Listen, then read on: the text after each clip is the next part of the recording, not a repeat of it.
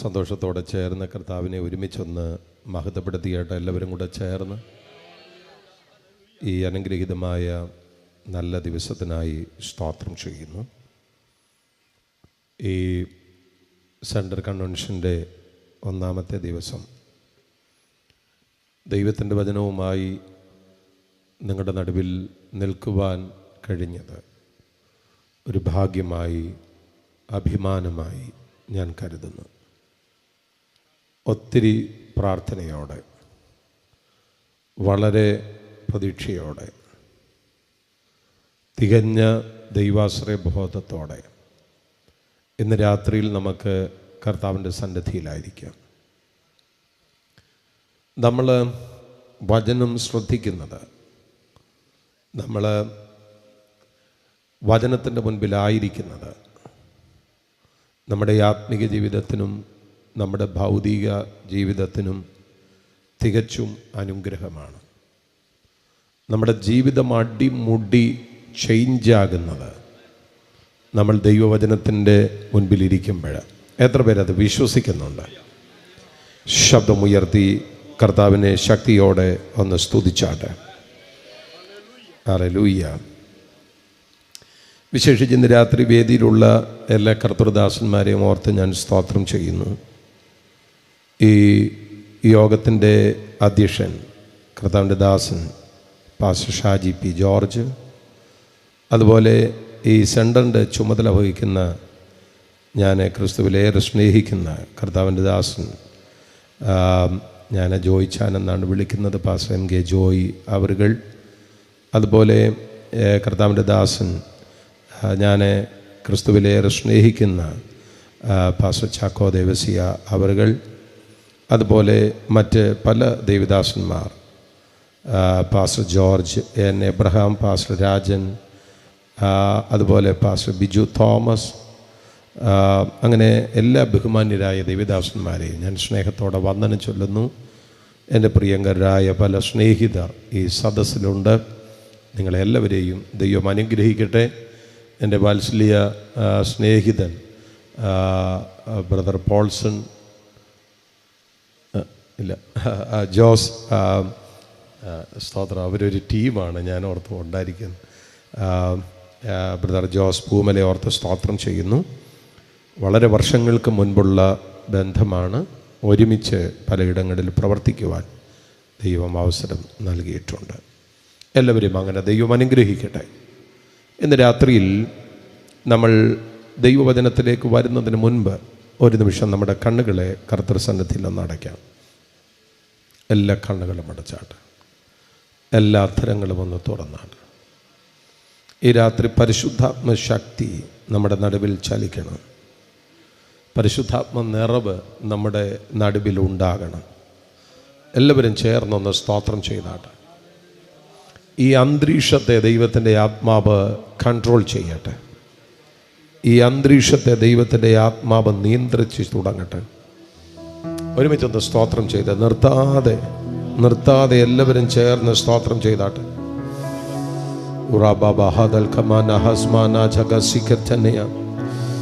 എല്ലാവരും ഒരുമിച്ച് ചേർന്ന്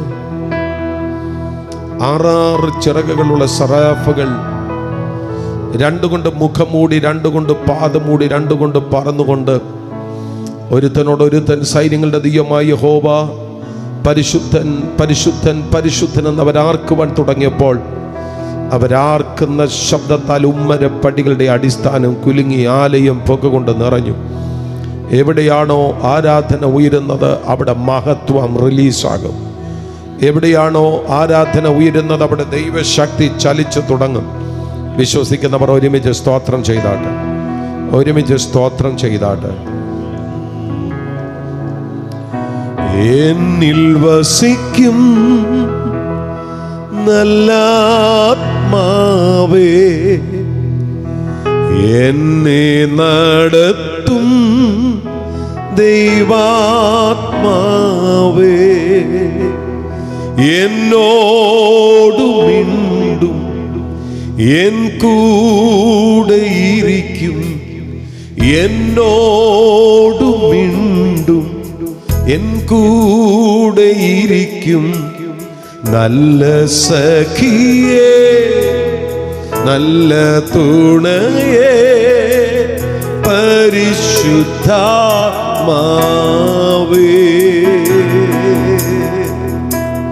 നല്ല സഖിയേ, നല്ല തുണയേ, പരിശുദ്ധാത്മാവേ.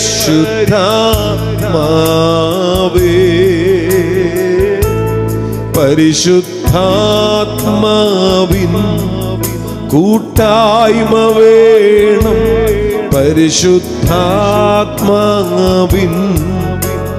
കാവൽ വേണം, പരിശുദ്ധാത്മാവൻ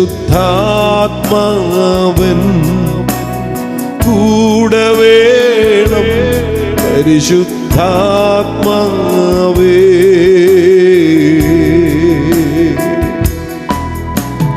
വഴിയിതാണെന്നു പറയും, വഴുതിടാതെന്നെ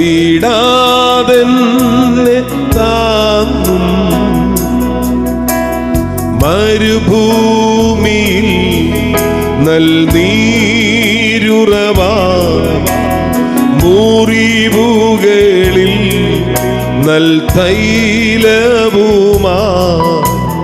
നല്ല സഖിയേ, നല്ല തുണയേ, പരിശുദ്ധാത്മാവേ. ഒന്നിച്ചൊന്ന് പാടാമോ? നല്ല സഖിയേ, നല്ല തുണയേ, പരിശുദ്ധാത്മാവേ.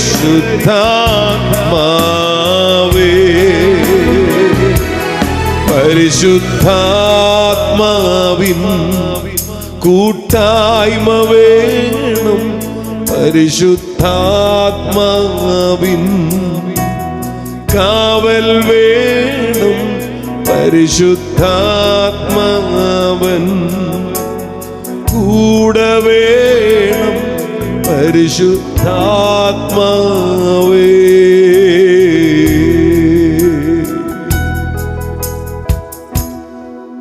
പ്രിയ പിതാവേ, അവിടുന്ന് ഞങ്ങളുടെ നടുവിൽ ചലിക്കാൻ തുടങ്ങുന്നതിന് സ്തോത്രം. ആത്മമണ്ഡലത്തെ ഞങ്ങൾക്ക് തുറന്നു തരണമേ, ദുരാത്മമണ്ഡലങ്ങളെ കീഴടക്കണമേ. രക്ഷിക്കപ്പെടുന്നവരുടെ സേവകാത്മാക്കളായ ദൂതന്മാരെ ഈ ശുശ്രൂഷയിൽ സഹായിക്കുവാൻ ഞങ്ങളുടെ നടുവിൽ അവിടുന്ന് അയക്കണമേ. ഈ ജനം വചനത്താലും ശക്തിയാലും അനുഗ്രഹിക്കപ്പെടട്ടെ.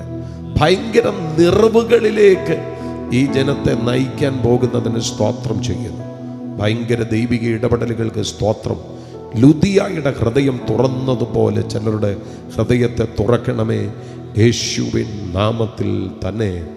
സന്തോഷത്തോടെ ആ കരമൊന്ന് ഉയർത്തിപ്പിടിച്ച് അത്യുച്ചത്തിൽ കർത്താവിനെ ആരാധിച്ചാണ്. 2 തെസ്സലോനിക്ക ലേഖനം 2-ാം അധ്യായം അതിൻ്റെ 14-ാമത്തെ വാക്യം നമ്മൾ ഒരുമിച്ച് വായിക്കാൻ പോകുന്നു. 2 തെസ്സലോനിക്ക ലേഖനം 2-ാം അധ്യായം 14-ാമത്തെ വാക്യം. നമ്മുടെ കർത്താവായ യേശു ക്രിസ്തുവിൻ്റെ മഹത്വം പ്രാപിപ്പാനല്ലോ അവൻ ഞങ്ങളുടെ സുവിശേഷ ഘോഷണത്താൽ നിങ്ങളെ രക്ഷയ്ക്ക് വിളിച്ചത്. ആ വാക്യം ഞാൻ ഒരിക്കൽ കൂടി ആവർത്തിക്കാം. നമ്മുടെ കർത്താവായ യേശു ക്രിസ്തുവിൻ്റെ മഹത്വം പ്രാപിപ്പാനല്ലോ അവൻ ഞങ്ങളുടെ സുവിശേഷ ഘോഷണത്താൽ നിങ്ങളെ രക്ഷയ്ക്ക് വിളിച്ചത്. ഈ വാക്യത്തിൽ നിന്നുകൊണ്ട് മഹത്വം എന്ന ഒരു വിഷയത്തെ നിങ്ങളുമായി പങ്കുവെക്കുവാൻ ഞാൻ കർത്താവിൽ ശരണപ്പെടുകയാണ്. തെസ്സലോനിക്ക ലേഖനത്തെക്കുറിച്ച് ഒരാമുഖം പറയുകയാണെങ്കിൽ പൗലോസിൻ്റെ 14 ലേഖനങ്ങളെ നമ്മൾ കൃത്യമായി പരിശോധിക്കുമ്പോൾ അന്ത്യകാല ശാസ്ത്ര ലേഖനം എന്ന് വിളിക്കുവാൻ കഴിയുന്ന 2 ലേഖനങ്ങളെ ഉള്ളൂ. അത് തെസ്സലോനിക്ക ലേഖനങ്ങളാണ്. ബാക്കി ഓരോ ലേഖനങ്ങൾക്കും ആ വിധ സ്വഭാവങ്ങളുണ്ട്. നമുക്കറിയാം, റോമാലേഖനം 1, 2 കൊരിന്ത്യ ലേഖനങ്ങളും ഗലാത്യ ലേഖനങ്ങളും ക്രിസ്തുശാസ്ത്ര ലേഖനങ്ങൾ എന്നാണ് വിളിക്കുന്നത്. എനിക്ക് മിഡ് ഇച്ചിരി കുറച്ചിട്ടെ, ഹൈ മിഡ് ഇച്ചിരി കുറച്ചിട്ട് ഇച്ചിരി ലോയും ഹൈയും കൂടെ കൂട്ടണേ. Thank you Jesus. Very good, very good, very good.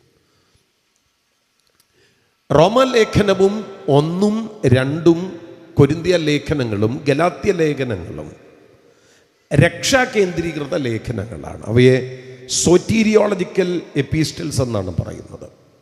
പിന്നീട് കാണുന്ന ലേഖനങ്ങൾ എഫേസ്യ ലേഖനം, ഫിലിപ്പിയ ലേഖനം, കൊലോസ് ലേഖനം ആദിയായ ലേഖനങ്ങൾ ക്രിസ്തുശാസ്ത്ര ലേഖനങ്ങളാണ്.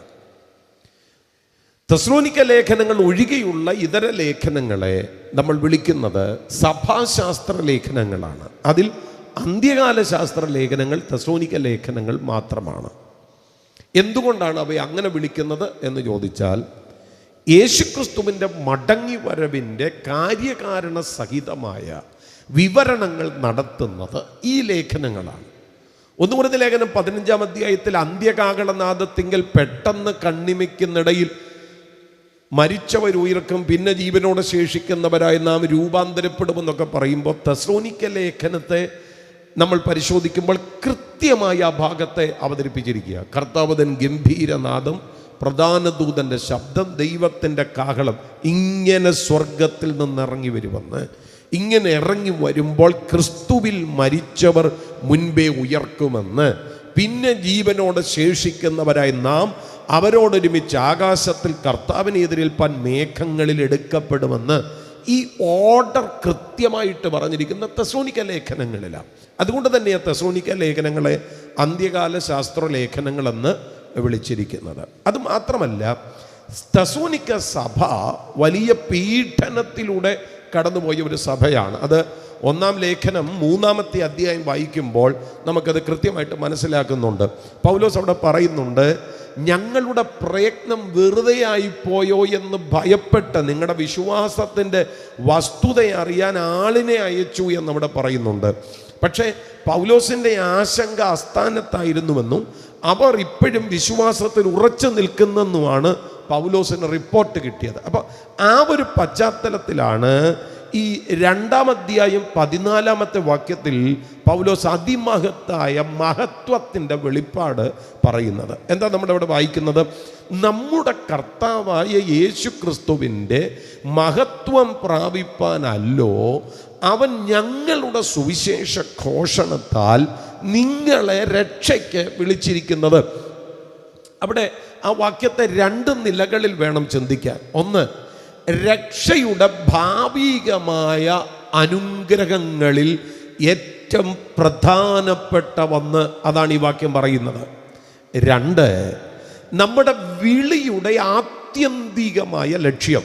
എൻ്റെ പ്രിയപ്പെട്ടവരെ, നമ്മളെ വിളിച്ചതൊരു രോഗസൗഖ്യത്തിന് വേണ്ടിയല്ല, നമ്മളെ വിളിച്ചതൊരു പ്രശ്ന പരിഹാരത്തിന് വേണ്ടിയല്ല, ഒരു വീട് തരാനോ കൊച്ചിൻ്റെ കല്യാണം ഭംഗിയായി നടത്താനോ ഒരു വീസ തരപ്പെടാനോ ഒന്നുമല്ല നമ്മളെ വിളിച്ചത്. ഈ വാക്യം കൃത്യമായിട്ട് പറയുന്നു, നമ്മുടെ കർത്താവായ യേശു ക്രിസ്തുവിൻ്റെ മഹത്വം പ്രാപിപ്പാൻ. ആ വാക്ക് നിങ്ങൾ ശ്രദ്ധിച്ചോണേ, സുവിശേഷ ഘോഷണത്താൽ നിങ്ങളെ രക്ഷയ്ക്ക് വിളിച്ചെന്ന്. അതുകൊണ്ട് തന്നെ സഭ ഈ ഭൂമിയിൽ ഉള്ളിടത്തോളം കാലം സഭ ചെയ്തു പോരേണ്ടുന്ന ഏറ്റവും പ്രധാനപ്പെട്ട കാര്യം സുവിശേഷ ഘോഷണമാണ്.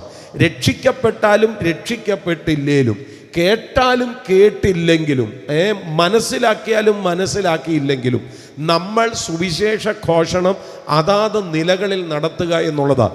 ഇതുപോലെ വലിയ മീറ്റിങ്ങുകൾ, വലിയ സംവിധാനങ്ങൾ ഉപയോഗിച്ച് നടത്താൻ കഴിഞ്ഞിട്ടില്ലെങ്കിലും ചെറിയ നിലയിലാണെങ്കിലും സുവിശേഷ ഘോഷണത്തിൽ സഭ മുന്നിട്ട് നിൽക്കേണ്ടതാണ്. കാരണം സുവിശേഷമാണ് മഹത്വത്തിലേക്ക് ആളുകളെ കൊണ്ടുവരുന്നത്. അതാണ് ഈ വാക്യം നമ്മളോട് കൃത്യമായിട്ട് പറയുന്നത്. ആട്ടെ, എന്താണ് ഈ മഹത്വം എന്ന് പറയുന്നത്? മഹത്വം എന്ന വാക്കിനെ നമ്മൾ ആദ്യം പഠിക്കുകയാണ് ചെയ്യേണ്ടത്. മഹത്വം, അതിന് സമാനമായി പുതിയ നിയമത്തിൽ ഉപയോഗിച്ചിരിക്കുന്ന വേറൊരു വേർഡാണ് തേജസ് എന്ന് പറയുന്നത്. മഹത്വവും തേജസ്സും 2 വാക്കാണെങ്കിലും 2 ആശയങ്ങളില്ല, ഒറ്റ ആശയമേ ഉള്ളൂ. അത് മലയാളത്തിൻ്റെ പദങ്ങളുടെ ഒരു സവിശേഷതയാണ്. ഇപ്പം ഇംഗ്ലീഷിൽ സൂര്യന് സൺ എന്ന് പറഞ്ഞാൽ അവിടം കൊണ്ട് തീരുകയാണ്. പക്ഷെ മലയാളത്തിൽ സൂര്യൻ എത്ര പദങ്ങൾ പറയാനുണ്ട്? ഭൂമിക്ക് എർത്ത് എന്ന് പറഞ്ഞാൽ അവിടം കൊണ്ട് തീരുകയാണ്. എന്നാൽ മലയാളത്തിൽ ഭൂമിക്ക് എത്ര വാക്കുകളുണ്ട്? സമുദ്രത്തിന് ഇംഗ്ലീഷിൽ ഒറ്റ വാക്കേ ഉള്ളൂ, പക്ഷേ ഈ മലയാളത്തിൽ അതിന് എത്ര പദങ്ങളാണ് ഉള്ളത്? അതുപോലെ തന്നെ മഹത്വവും തേജസ്സും എന്നുള്ളവ പര്യായ പദങ്ങൾ പോലെ ഉപയോഗിക്കുന്നുവെങ്കിലും അവയ്ക്ക് ഒറ്റ ആശയമേ ഉള്ളൂ. അത് ഗ്ലോറി എന്ന് പറയുന്നത്. മഹത്വം എന്ന് വായിച്ചാലും തേജസ് എന്ന് വായിച്ചാലും ഇംഗ്ലീഷിൽ അത് രണ്ടും ഗ്ലോറി എന്നാണ് നമ്മൾ വായിക്കുന്നത്. അപ്പം മലയാളത്തിൽ മഹത്വം അല്ലെങ്കിൽ തേജസ്, ഇംഗ്ലീഷിൽ നമുക്കതിനെ ഗ്ലോറി എന്ന് വിളിക്കാം.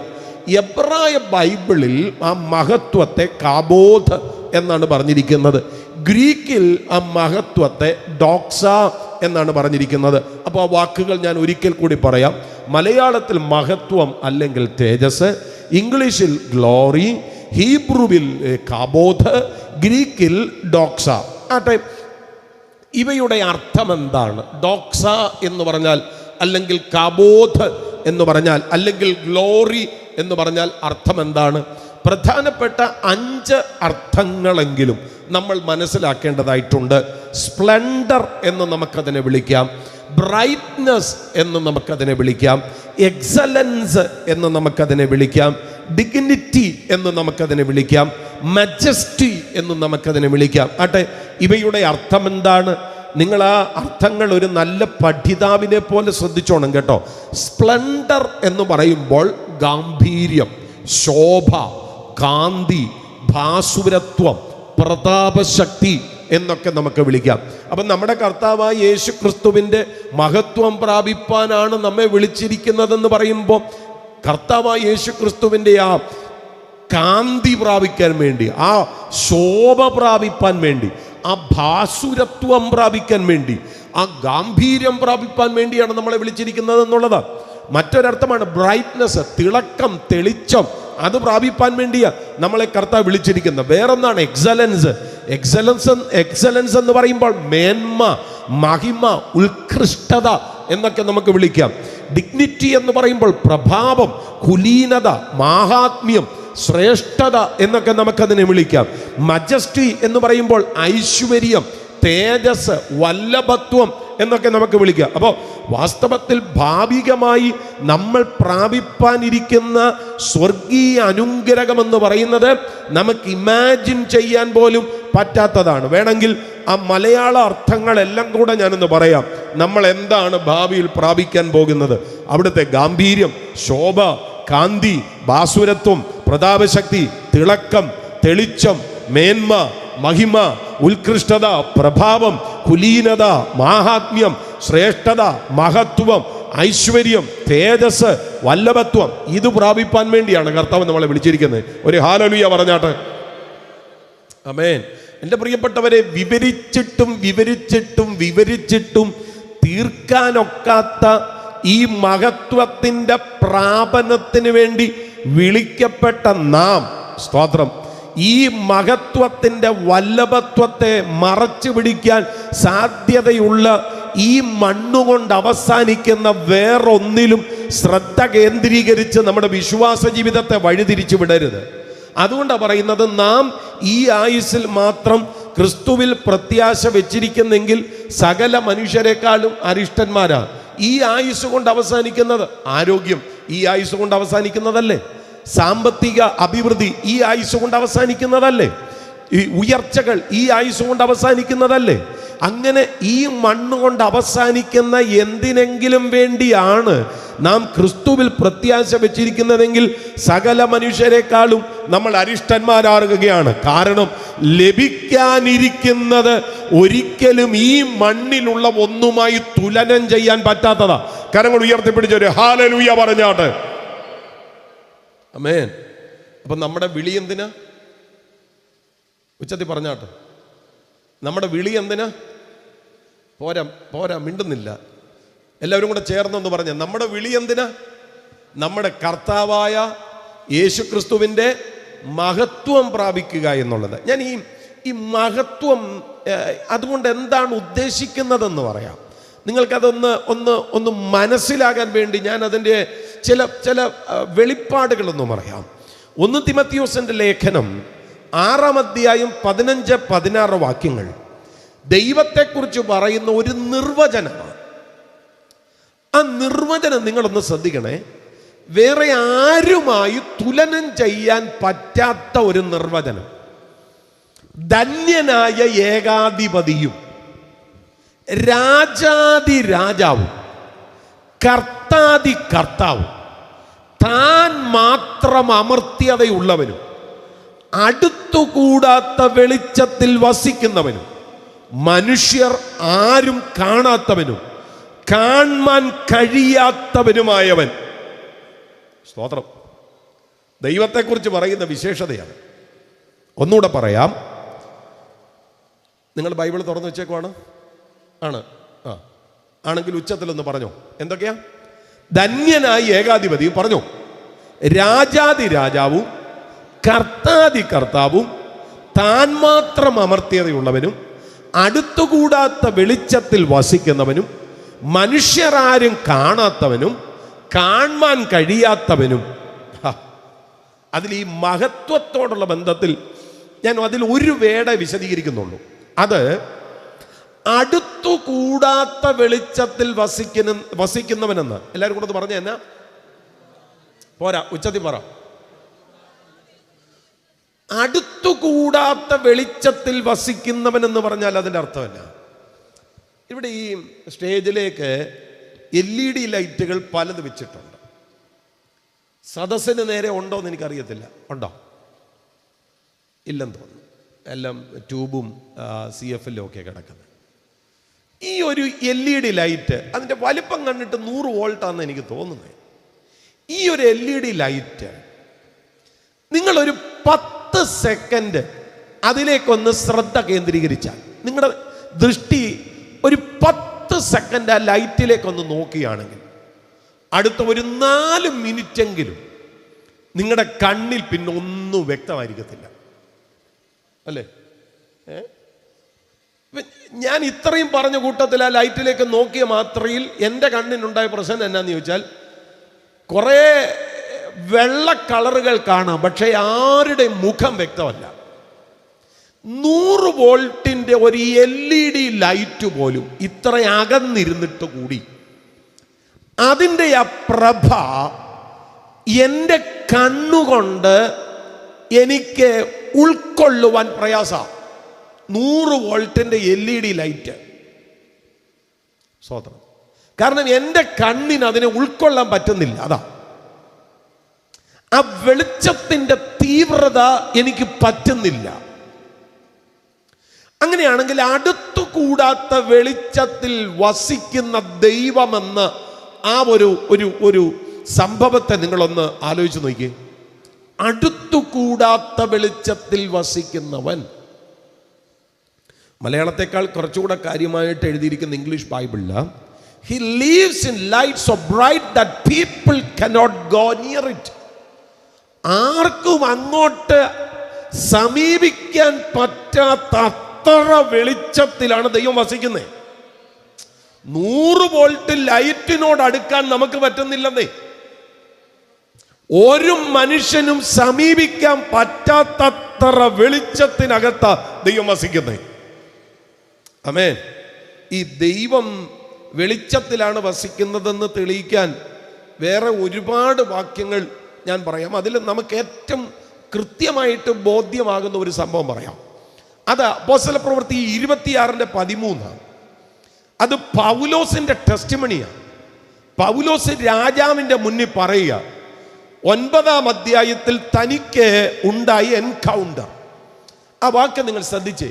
രാജാവേ, നട്ടുച്ചയ്ക്ക് ഞാൻ വഴിയിൽ വെച്ച് സൂര്യന്റെ പ്രകാശത്തെ കവിഞ്ഞൊരു വെളിച്ചം ആകാശത്ത് എന്നെയും എന്നോടുകൂടെ യാത്ര ചെയ്യുന്നവരെയും ചുറ്റി പ്രകാശിക്കുന്നത് കണ്ടു. ഞാൻ ഒരുപാട് രാജ്യങ്ങളിൽ സഞ്ചരിച്ചിട്ടുള്ളയാളാണ്. എൻ്റെ ഈ സഞ്ചാര ശുശ്രൂഷകളിൽ സൂര്യൻ ഏറ്റവും ബ്രൈറ്റായിട്ട് പ്രകാശിക്കുന്നത് ഞാൻ കണ്ടിട്ടുള്ളത് മിഡിൽ ഈസ്റ്റിലാണ്. ഒരു 12-12:30 പുറത്തോട്ടൊന്ന് ഇറങ്ങിയ കണ്ണഞ്ചിപ്പോകുന്ന സൂര്യപ്രകാശമാണ്. പൗലോസ് നിൽക്കുന്നത് ഏതാണ്ട് മിഡിൽ ഈസ്റ്റിലാണ്. ആ മിഡിൽ ഈസ്റ്റിൽ നട്ടുച്ചയ്ക്ക് കണ്ണഞ്ചുന്ന പ്രഭ കത്തിജ്വലിച്ച് നിൽക്കുന്ന സമയത്ത് ആ സൂര്യന്റെ പ്രഭയെ കവിയുന്ന ഒരു വെളിച്ചം ഈ മനുഷ്യൻ കാണുക. ആ വെളിച്ചം കണ്ടുവെന്നല്ല, അദ്ദേഹത്തിന്റെ കാഴ്ച പോയി. സ്വോത്രം. അപ്പൊ സൂര്യപ്രകാശത്തെ കവിഞ്ഞൊരു വെളിച്ചം എന്ന് പറയുമ്പോൾ നിങ്ങൾ അതൊന്ന് സങ്കല്പിച്ചു നോക്കുക, അത് എന്നതായിരിക്കുമെന്ന്. സ്വോത്രം, സ്വോത്രം. ഈ കർത്താവ് ഭയങ്കര വെളിച്ചത്തിനകത്താ ജീവിക്കുന്നത് കേട്ടോ. ഹല്ലേലൂയ. നാം ആരാധിക്കുന്ന ദൈവം ഭയങ്കര വെളിച്ചത്തിലാണ് വസിക്കുന്നത്. ഞാനത് ഒത്തിരി വാക്യങ്ങൾ കൊണ്ട് തെളിയിക്കാം. ഹല്ലേലൂയ. 2 ശമൂവേലിന്റെ പുസ്തകം 22:13 നോക്കിയേ. അവന്റെ മുൻപിലുള്ള പ്രകാശത്താൽ തീക്കനൽ ജ്വലിച്ചു. അപ്പൊ അവിടുന്ന് ഭയങ്കര പ്രകാശത്തിനകത്താ ജീവിക്കുന്നത്. സങ്കീർത്തനം 18:12 നോക്കിയേ. അവന്റെ മുൻപിലുള്ള പ്രകാശത്താൽ ആലിപ്പഴവും തീക്കനലും അവന്റെ മേഘങ്ങളിൽ കൂടെ പൊഴിഞ്ഞു. ഹല്ലേലൂയ. ഇനിയും ആ സൂര്യനുമായിട്ട് കണക്ട് ചെയ്ത് ഈ ഗ്ലോറിയെ പറയുന്നത് നിങ്ങളൊന്ന് ശ്രദ്ധിക്കണേ.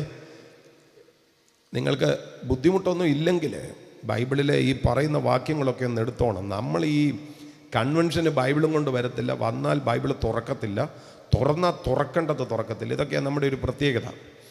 നിങ്ങളൊന്ന് ശ്രദ്ധിച്ചോണം. യെശയ്യാ പ്രവചനം 24-ാം അധ്യായം 23-ാമത്തെ വാക്യം ആരെങ്കിലും ഒന്ന് വായിച്ചാൽ നല്ലത്. ഞാൻ വാക്യം എടുത്ത് വെച്ചിരിക്കുക, കാണാതെ എനിക്ക് പറയാനും അറിയാം. എന്നാലും ആരെങ്കിലും ഒന്ന് വായിക്കുന്നത് വളരെ നല്ലതാണ്. ഒന്ന് വായിച്ചോ. യെശയ്യാ പ്രവചനം 24-ാം അധ്യായം 23-ാമത്തെ വാക്യം. സൈന്യങ്ങളുടെ യഹോവ സിയോൻ പർവ്വതത്തിലും യെരൂശലേമിലും വാഴുകയാലും തന്റെ മൂപ്പന്മാരുടെ മുൻപിൽ തേജസ്സുണ്ടാകിയാലും, വെരി ഗുഡ്, തേജസ്സുണ്ടാകിയാലും ചന്ദ്രൻ നാണിക്കുകയും സൂര്യൻ ലജ്ജിക്കുകയും ചെയ്യും. അയ്യോ, തേജസ് ഇറങ്ങി വന്നപ്പോ ചന്ദ്രൻ എന്ത് ചെയ്യുക? ചന്ദ്രൻ നാണിക്കുക. സൂര്യനോ? അപ്പൊ തേജസ് എന്ന് പറയുമ്പോ ചന്ദ്രനെ നാണിപ്പിക്കുന്നതും സൂര്യനെ ലജ്ജിപ്പിക്കുന്നതുമാണ്. സ്വോത്രം. ഞാനിവിടെ ജോസ് ബ്രദറിനോട് കോഡൊക്കെ പറഞ്ഞു കൊടുത്ത് എഫ് വായിര ജി വായിര എന്നൊക്കെ പറയും, അദ്ദേഹം വായിക്കുകയും ചെയ്യും. ഞാൻ പാടിക്കൊണ്ടിരിക്കുമ്പോൾ KJ യേശുദാസ് ഇങ്ങോട്ട് കയറി വന്നാൽ സ്പോട്ടിൽ ഞാൻ പാട്ട് നിർത്തിയിരിക്കും. കാരണം ആ മനുഷ്യൻ്റെ മുന്നിൽ പാടാനുള്ള കെൽപ്പ് എനിക്കില്ല. അതുകൊണ്ടാണ്. സ്വോത്രം. കാരണം അദ്ദേഹത്തെ ഒരു ഗായകൻ എന്നുള്ള നിലയിൽ നമ്മൾ അങ്ങനെ കാണുന്നത്. ഞാൻ പറഞ്ഞത്, ഈ തേജസ് കണ്ടപ്പോൾ സൂര്യനും ചന്ദ്രനും തോന്നിയത് ഏതാണ്ട് അതുപോലാണെന്ന് എനിക്കങ്ങ് തോന്നുക. നിങ്ങൾക്ക് മനസ്സിലാക്കാൻ വേണ്ടിയാ ഉദാഹരണം പറയുന്നത്. അതും അത്ര ഭയങ്കര. ചന്ദ്രനെ നാണിപ്പിക്കുന്നതാ തേജസ്, സൂര്യനെ ലജ്ജിപ്പിക്കുന്നതാ തേജസ്. ഒരാമയും പറഞ്ഞാട്ടെ. ഹല്ലേലൂയ. ഇതാ നമ്മൾ പ്രാപിക്കാനിരിക്കുന്നത്. നിങ്ങൾക്കതൊന്നും മനസ്സിലാകാൻ വേണ്ടിയാണ് ഞാൻ ഈ പറഞ്ഞത്. ചന്ദ്രൻ നാണിക്കുന്നതും സൂര്യൻ ലജ്ജിക്കുന്നതുമാണ് ദൈവത്തിന്റെ തേജസ്. ഓ ഹല്ലേലൂയ. ശബ്ദം ഉയർത്തി ഒരിക്കൽ കൂടെ കർത്താവിനെ ഒന്ന് മഹത്വപ്പെടുത്തിയാട്ടെ. അതാ പറയുന്നത്, പ്രിയപ്പെട്ടവരെ, നമ്മുടെ കർത്താവായ യേശുക്രിസ്തുവിന്റെ മഹത്വം പ്രാപിപ്പാനാണ് അവൻ ഞങ്ങളുടെ സുവിശേഷ ഘോഷണത്താൽ നിങ്ങളെ രക്ഷയ്ക്ക് വിളിച്ചേക്കുന്നേ. സ്വോത്രം, സ്വോത്രം, സ്വോത്രം. ഞാൻ പറയാം, രീതികൾ മാറും കേട്ടോ. ഈ വാസ്തവത്തിൽ ഇപ്പം നമുക്കെല്ലാം പല നിറങ്ങളാണ് അല്ലേ? വാസ്തവത്തിൽ നമ്മുടെ ആരുടെ നിറത്തിൽ ഒരു യൂണിഫോമിറ്റി ഇല്ല. ഉണ്ടോ? ഇല്ല. നമ്മുടെ നിറങ്ങളിലൊന്നും ഒരു യൂണിഫോമിറ്റി ഇല്ല. ചിലർ നന്നായിട്ട് വെളുത്തായിരിക്കുന്ന, ചിലർ ഇരുനിറക്കാരാണ്, ചിലർ ഇച്ചിര കറുത്തതാണ്. അങ്ങനെയാണ്. യൂണിഫോമിറ്റി ഇല്ല നമ്മുടെ നിറങ്ങളിൽ. പക്ഷേ എൻ്റെ പ്രിയരെ, നമ്മുടെ നിറങ്ങളിൽ യൂണിഫോമിറ്റി ഉണ്ടാകാൻ പോവാ. അതിൻ്റെ പേരാ തേജസ് എന്ന് പറയുന്നത്.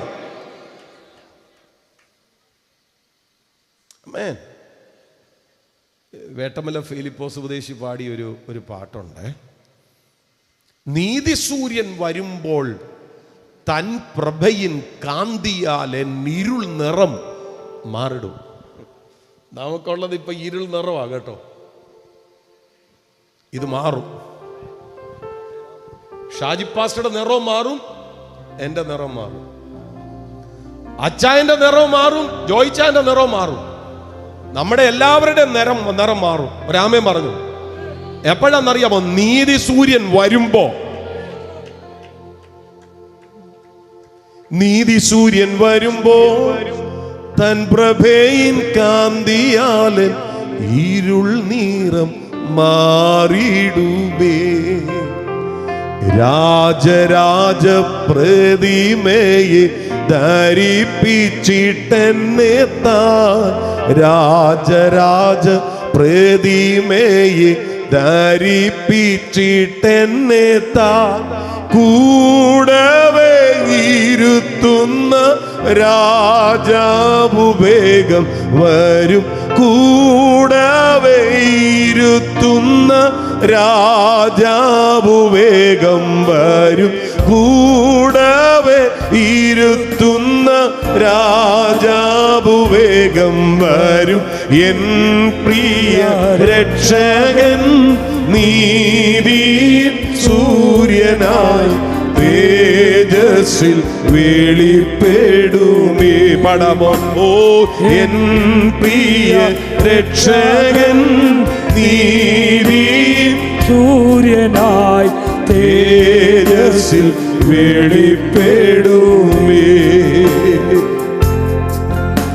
നമ്മുടെ വാഴ്ത്തപ്പെട്ട കർത്താവ് മധ്യാകാശത്തിൽ വെളിപ്പെടുമ്പോ നാം മരിച്ചുപോയവരാണെങ്കിൽ പുനരുത്ഥാനം പ്രാപിക്കുമ്പോ, നാം ജീവനോടെ ശേഷിക്കുന്നവരാണെങ്കിൽ രൂപാന്തരപ്പെടുമ്പോൾ, ആ പുനരുത്ഥാന ശരീരത്തിന്റെ രൂപാന്തര ശരീരത്തിന്റെ നിറത്തിൽ യൂണിഫോമിറ്റി ഉണ്ടായിരിക്കും. അത് ഗ്ലോറിയസ് ആയിരിക്കും. ഒരാമേൻ പറഞ്ഞാട്ടെ. ഇതാ ബൈബിൾ പറയുന്നത്. നമ്മുടെ കർത്താവായ യേശുക്രിസ്തുവിന്റെ മഹത്വം പ്രാപിപ്പാനല്ലോ അവൻ ഞങ്ങളുടെ സുവിശേഷ ഘോഷണത്താൽ നിങ്ങളെ രക്ഷയ്ക്ക് വിളിച്ചത്. സ്വത്രം. ഈ മഹത്വത്തെ കണ്ണുകൊണ്ട് കണ്ട ഒത്തിരി ഭക്തന്മാരും ഭക്തമതികളും ഉണ്ടായിരുന്നു. അവർ മഹത്വത്തെ കണ്ണുകൊണ്ട് കണ്ടിട്ട് മഹത്വം ഇന്നതുപോലെ ആയിരിക്കുമെന്ന് പറഞ്ഞിട്ടുണ്ട്. ഇപ്പം നമ്മൾ ഈ യോർദാൻ നദിയിൽ യേശു സ്നാനമേറ്റ് വെള്ളത്തിൽ നിന്ന് പൊങ്ങിയപ്പോൾ പരിശുദ്ധാത്മാവ് പ്രാവെന്ന പോലെ ദേഹരൂപത്തിൽ ഇറങ്ങി വരുന്നത് കണ്ടു എന്നാണ് നമ്മൾ വായിക്കുന്നത്. പ്രാവായിട്ടല്ല, പ്രാവെന്ന പോലെ. കാഴ്ചക്കാർക്ക് തോന്നി പ്രാവ് ഇറങ്ങി വരുന്നത് പോലെയാ. അത് കാഴ്ചക്കാരുടെ കാഴ്ചയിലാണ്. പ്രാവ് ഇറങ്ങി വരുന്നത് പോലെ, അതാ പ്രാവ് എന്ന പോലെ.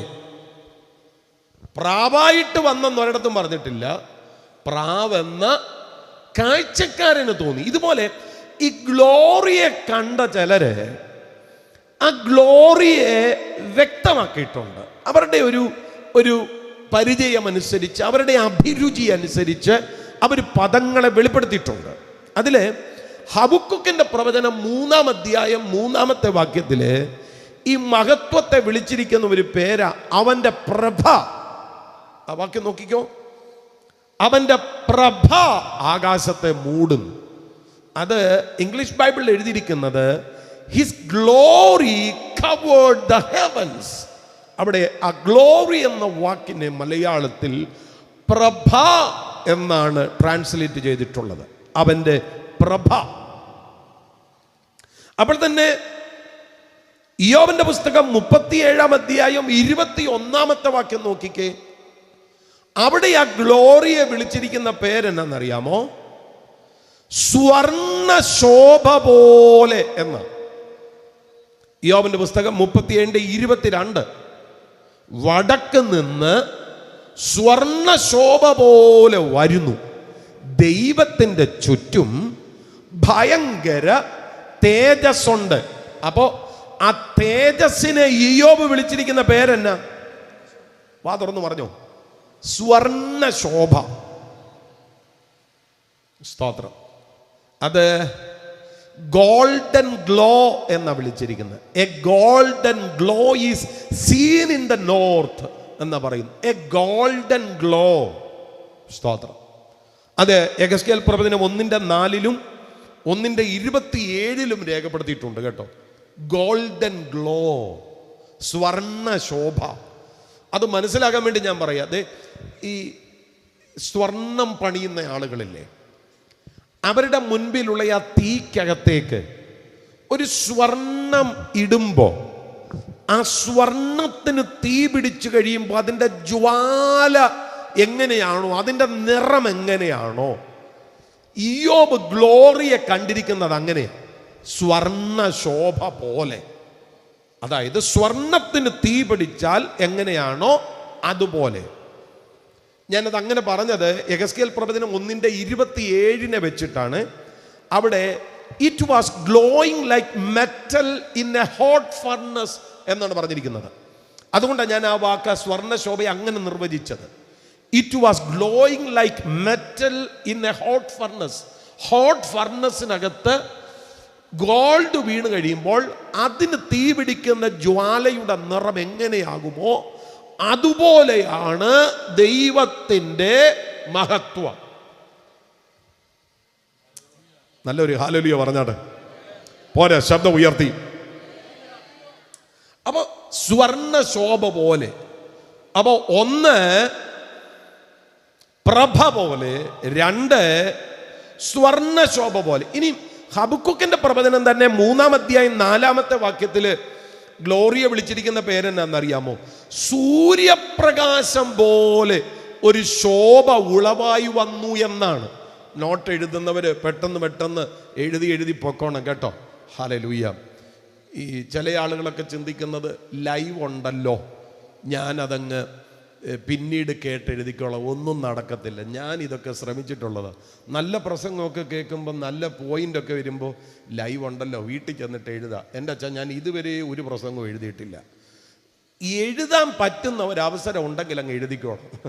സ്വത്രം. എല്ലാം അങ്ങ് എഴുതി പോകാൻ പറ്റത്തില്ലെങ്കിലും പരമാവധി എഴുതിക്കോണം. ഈ കെ ജോയിച്ചായന് പറയുന്നൊരു വാക്കുണ്ട്, എഴുതിയില്ലെങ്കിൽ മറന്നു പോകും, എഴുതിയാൽ പറന്നു പോകും.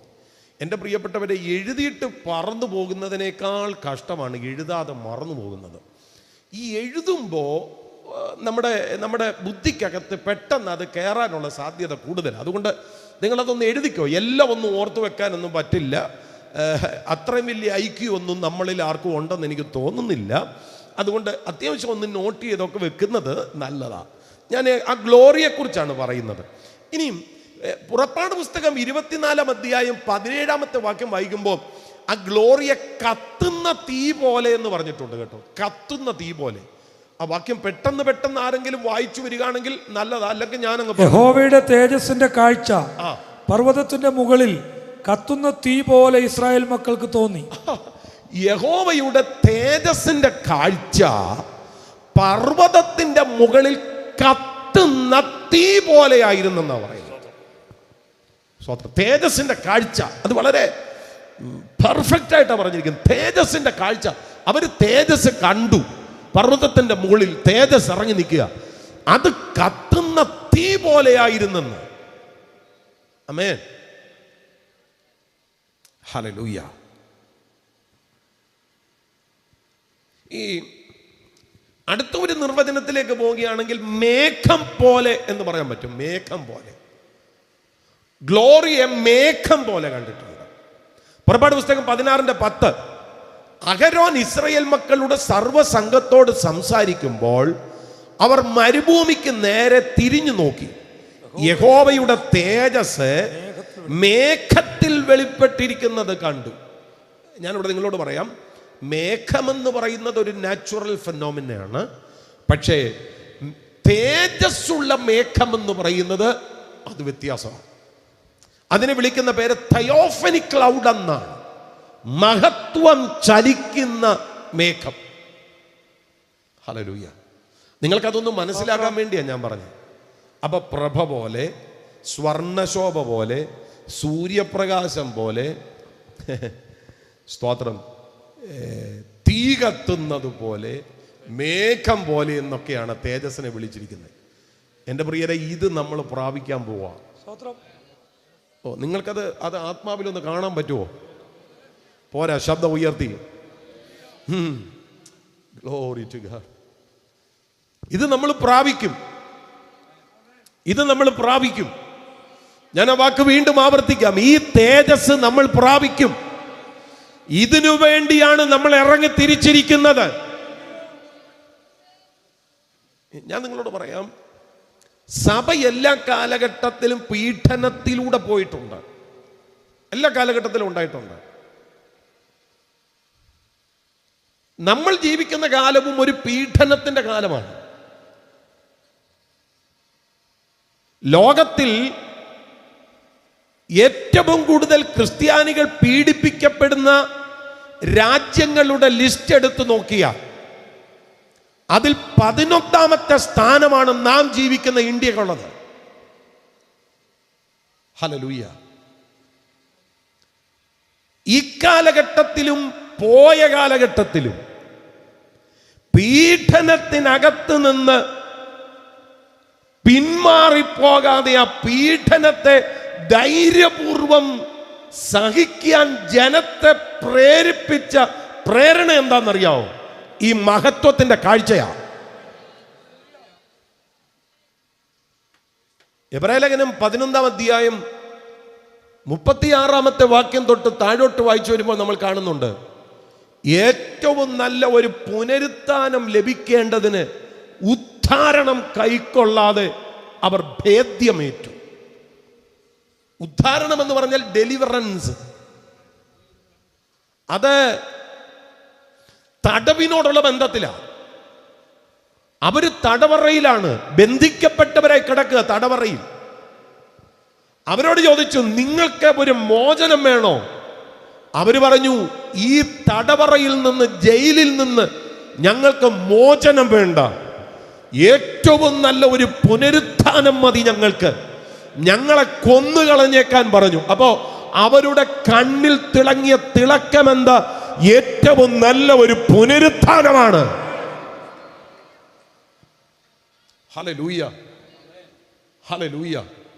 ഒലവക്കോട് സെൻട്രൽ കൺവെൻഷന്റെ 1ാമത്തെ ദിവസം ഇവിടെ കൂടി വന്നിരിക്കുന്ന ജനത്തിന്റെ അകത്ത് ഈ ഗ്ലോറിയുടെ ഒരു പ്രകാശനം ഉണ്ടായാൽ, ജീസസ്, നമ്മളെ തകർക്കാൻ, ആ കാഴ്ചപ്പാടിൽ നിന്ന് ഇല്ലായ്മ ചെയ്യാൻ ഒരു പൈശാചിക മണ്ഡലത്തിന് കഴിയത്തില്ല. എന്റെ പ്രിയപ്പെട്ടവരെ, ഒരു കാഴ്ചപ്പാട് കൈമാറ്റം ചെയ്യാൻ വേണ്ടിയാണ് ഈ യോഗം വെച്ചേക്കുന്നത്. ഹല്ലേലൂയ. ഒരുപക്ഷെങ്കിൽ സെൻട്രൽ കൺവെൻഷൻ സംഘടനാപരമായ ഒരു കാര്യമായിരിക്കും, പക്ഷേ അതിനകത്തൊരു ദൈവിക ഉദ്ദേശമുണ്ട്. ആ ഉദ്ദേശം എന്ന് പറയുന്നത് വചനം കേൾക്കുവാൻ വന്നുകൂടിയവരുടെ അകത്തേക്ക് ഒരു കാഴ്ചപ്പാടിനെ കൈമാറ്റം ചെയ്യുക, ഒരു തീരുമാനത്തിലേക്ക് ജനത്തെ കൊണ്ടുവരിക എന്നുള്ളതൊക്കെയാണ്. ആമേൻ. അതിനാണ് ഞങ്ങളെ പോലെയുള്ളവരൊക്കെ വരുന്നത്. അല്ലെങ്കിൽ ഞങ്ങളെ പോലെയുള്ളവർ വരേണ്ട കാര്യമില്ല. എൻ്റെ പ്രിയപ്പെട്ടവരെ, വന്നിട്ട് ഞങ്ങളുടെ കുറെ കാര്യങ്ങൾ പറയാനാണെങ്കിൽ, അല്ലെങ്കിൽ നാട്ടുകാരുടെ കുറെ കാര്യങ്ങൾ പറയാനാണെങ്കിൽ ഈ യോഗം കൊണ്ട് പ്രയോജനമില്ല. ഇവിടെ നമുക്ക് ഇതൊന്നും പറയാനില്ല. നമുക്ക് പറയാനുള്ള ഒറ്റ കാര്യം നമ്മുടെ കർത്താവിനെ കുറിച്ച് മാത്രമാണ്. ഹല്ലേലൂയ. നമ്മുടെ അകത്തോട്ട് ആ ഒരു പ്രകാശനം കത്തിക്കേറട്ടെ കേട്ടോ. നമ്മളൊരു മഹത്വം പ്രാപിപ്പാൻ വേണ്ടി വിളിക്കപ്പെട്ടിരിക്കുക. അത് നമ്മൾ കണ്ണുകൊണ്ട് കാണും. ഹല്ലേലൂയ. അതിവിടെ അല്ലെന്നേ ഉള്ളൂ, ഇവിടെ അല്ലെന്നേ ഉള്ളൂ. നമ്മളിത് പ്രാപിക്കും. ശബ്ദം ഉയർത്തി ഒരാമേൻ പറഞ്ഞാട്ട്. ഇനിയും ഈ മഹത്വത്തിലേക്ക് നമ്മളെ എങ്ങനെ കൊണ്ടുവന്നത്? പെട്ടെന്നൊരു സുപ്രഭാതത്തിൽ നമ്മളെ ഈ മഹത്വത്തിന് യോഗ്യരാക്കുകയായിരുന്നോ? ഒരിക്കലുമല്ല. ഇതൊരു വലിയ പ്രോസസ്സാണ്. ഞാൻ നിങ്ങളോട് പറയാം, മഹത്വം ദൈവത്തിനുള്ളതാണ്. അതുകൊണ്ടാണ് വായിക്കുന്നത്, ഞാൻ എൻ്റെ മഹത്വം വിഗ്രഹങ്ങൾക്കും, ഞാൻ എൻ്റെ സ്തുതി മറ്റൊരുവനും വിട്ടുകൊടുക്കത്തില്ല. സ്തോത്രം. മഹത്വം ദൈവത്തിനുള്ളത്. ഹല്ലേലൂയ. അതിലേക്ക് നമ്മളെ പങ്കാളികളാക്കുക. ഈ 1 തിമോഥെയോസിന്റെ ലേഖനം 6-ാം അധ്യായം 15-16 വാക്യങ്ങൾ വായിക്കുമ്പോൾ നമ്മളവിടെ വായിച്ച ഒരു വാക്യമുണ്ട്. ഞാൻ ഈ ഒരു സന്ദർഭത്തിൽ ഒന്ന് കോട്ട് ചെയ്യാം. അവിടെ നമ്മൾ വായിച്ചത് താൻ മാത്രം അമർത്യതയുള്ളവൻ അല്ലേ? എല്ലാവരും കൂടെ ഒന്ന് പറഞ്ഞേ, താൻ മാത്രം അമർത്യതയുള്ളവനും. ഒന്നുകൂടെ പറഞ്ഞേ, താൻ മാത്രം അമർത്യതയുള്ളവനും. ഒരു മിനിറ്റ്, നമ്മുടെ ഈ ദൈവജനം ഒന്ന് പറയട്ടെ, ഉച്ചത്തിലൊന്ന് പറഞ്ഞേ, ഒന്നുകൂടെ പറഞ്ഞു നോക്കിയേ. അതിന്റെ അർത്ഥം എന്നാ? താൻ മാത്രം അമർത്യതയുള്ളവൻ എന്ന് പറഞ്ഞാൽ അതിന്റെ അർത്ഥം എന്നാ?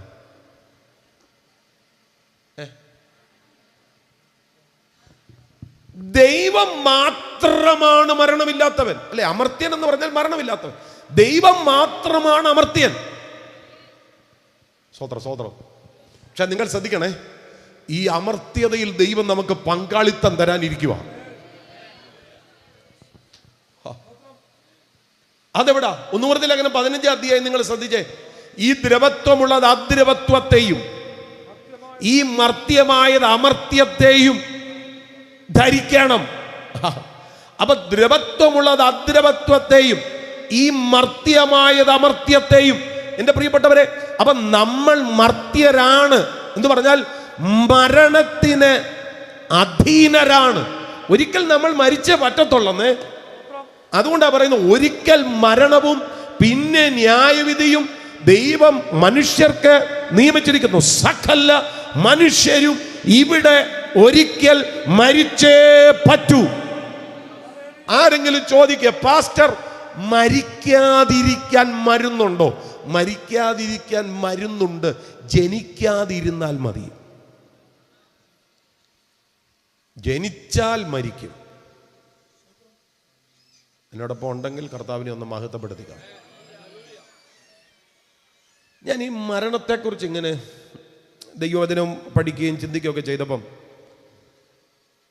90 വയസ്സ് വരെ ഒരാൾ ജീവിക്കുകയാണെങ്കിൽ എൻ്റെ പ്രിയരെ 32,850 ദിവസമേ ജീവിക്കത്തുള്ളൂ.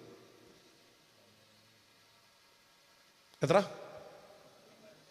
അതെങ്ങനെ കിട്ടി? 365 ദിവസമല്ലേ ഒരു വർഷത്തിൽ? 365 ഗുണം 90 സമം, കൂട്ടി നോക്കി ചുമ്മാ, 32,850. അത്രേ ഉള്ളൂ നമുക്ക് ജീവിക്കാൻ. 32,000-ൽ ഒരു 16,000 ദിവസം ഉറങ്ങാനുള്ളതാ. ബാക്കി ഉള്ളത് പറഞ്ഞാൽ ജീവിക്കാൻ ഒരു 16,000 ദിവസമേ ഉള്ളൂ. അച്ഛാ 60 കഴിഞ്ഞു. എത്ര ദിവസം കഴിഞ്ഞെന്ന് ഞാൻ പറയാം. 21,950 ദിവസം കഴിഞ്ഞു. ഇനി ജീവിക്കാൻ എത്ര ദിവസം കൂടെ ഉണ്ട്? എല്ലാം കൂടെ പറഞ്ഞാൽ ഒരു 10,500 ദിവസം കൂടെ ഉള്ളൂ ജീവിക്കാൻ. 60 വയസ്സ് കഴിഞ്ഞ ഒരാൾക്ക് ജീവിക്കാൻ 10,500 ദിവസം കൂടെ ഉള്ളൂ. അതിൽ നമ്മൾ ഒരു 5,000 ദിവസം ഉറങ്ങാൻ സാധ്യതയുണ്ട്. ചിലർ അതിൽ കൂടുതൽ ഉറങ്ങും. കൈ പൊക്കണ്ട, പ്രാർത്ഥിച്ചുകൊണ്ടിരുന്നാൽ മതി. ഉള്ളത് പറഞ്ഞാൽ ജീവിക്കാൻ 60-കാരന് ഇനി ഒരു 5,000 ദിവസം കൂടെ ഉള്ളൂ. ബാക്കി ഒരു 5,000 കൂടെ ഉണ്ട്, അത് ഉറങ്ങും. 45 ആയോ? 16,425 ദിവസം തീർന്നു. ഇനിയിപ്പോൾ എത്ര ദിവസം കൂടെ ഉണ്ട്? 16,425 ദിവസം കൂടെ ഉള്ളൂ. 45-കാരൻ്റെ കാര്യമാണ് പറയുന്നത്. പാടുന്നില്ല, ഒരു പാട്ടുണ്ടല്ലോ, ദൂരവേ അല്ല മരണം എന്നാർക്കറിയാം? ദൂരവേ അല്ല മരണം അല്ലേ? എപ്പോഴാണ് എൻ്റെ സോദര മൃത്യു വരുന്നതെന്ന് ഓർക്കായികയിൽ എന്ത് കഷ്ടമേ. എപ്പോഴാണ് ഇത് വരുന്നതെന്ന് പറയാൻ ആർക്കും പറ്റത്തില്ല. അതുകൊണ്ട് മരണത്തെ രംഗബോധമില്ലാത്ത കോമാളി എന്ന് വിളിക്കുന്നത്. എപ്പോ വേണമെങ്കിൽ കയറി വരാം. 2 കാര്യങ്ങൾക്ക് വേണ്ടി നമ്മൾ സദാ സജ്ജരായിരിക്കണം. 1 കർത്താവിൻ്റെ വരവിന്, 2 നമ്മുടെ മരണത്തിന്. നമ്മളങ്ങനെ പാടാറുണ്ട്, ഒരിക്കലേവരും മരിക്കും നിശ്ചയം, ഒരുങ്ങെല്ലാവരും മരിപ്പാൻ. മരിക്കാൻ ഒരുങ്ങാൻ എന്ന് പറഞ്ഞാൽ നാളെ മരിക്കുമെന്ന ആശയത്തിലല്ല, നാളെ മരിച്ചാലും കുഴപ്പമില്ല എന്നുള്ളതാണ്. ഹിസ്കിയാവിനോട് പറഞ്ഞില്ലേ, നിന്റെ ഗ്രഹകാര്യം ക്രമത്തിലാക്കുക. കർത്താവ് നോക്കിയപ്പോൾ അതൊന്നും ക്രമത്തിലല്ല, ആകെപ്പാടെ കുഴപ്പത്തില്ല. അതുകൊണ്ടാണ് പറഞ്ഞ് കാര്യം ക്രമത്തിലാക്കണം. അപ്പൊ ഒരുങ്ങെല്ലാവരും മരിക്കാനെന്ന് പറഞ്ഞാൽ, എൻ്റെ പ്രിയപ്പെട്ടവരെ, ഇനി വെള്ളത്തുണിയൊക്കെ മേടിച്ച് മൂക്കി വെക്കാൻ 2 കെട്ട് പഞ്ഞിയൊക്കെ മേടിച്ച് തയ്യാറാകുന്നുള്ള ആശയത്തിലല്ല, ജീവിതത്തെ ഒരുക്കാനാണ് പറയുന്നത്. അപ്പൊ 1 മരണത്തിനായിട്ട് തയ്യാറാകണം, 2 കർത്താവിന്റെ വരവിനായിട്ട് തയ്യാറാകണം. തെസ്സലോനിക്ക ലേഖനത്തിൽ അതിനെക്കുറിച്ച് പറയുന്നത്, 1 അത് ഗർഭിണിക്ക് പ്രസവവേദന വരുന്നത് പോലെയാണ്. 2 മക്കളുടെ അപ്പനാ ഞാൻ. എൻ്റെ മോൾക്ക് 20 വയസ്സുണ്ട്. ആ ഒരു മെച്യൂരിറ്റി നിന്ന് ഞാനങ്ങ് പറയുകയാണ്, ഗർഭിണിക്ക് പ്രസവവേദന വരുന്നത് ഏത് സമയത്തായിരിക്കുമെന്ന് ഡോക്ടർക്ക് പോലും പറയാൻ പറ്റില്ല. അതിലൊരു ആകസ്മികതയുണ്ട്. ഇതുപോലെ യേശു ക്രിസ്തുവിന്റെ വരവ് 1 തെസ്സലോനിക്ക ലേഖനം 5-ാം അധ്യായത്തിൽ പറഞ്ഞിട്ടുള്ള കാര്യം ഗർഭിണിക്ക് പ്രസവവേദന വരുന്നത് പോലെ. 2ാമതൊരു കാര്യം കള്ളൻ രാത്രിയിൽ വരുന്നത് പോലെ. സ്തോത്രം. കള്ളൻ വരുന്ന സമയം ആർക്കും അറിയത്തില്ല, അതിനകത്തൊരു അനിശ്ചിതത്വമുണ്ട്.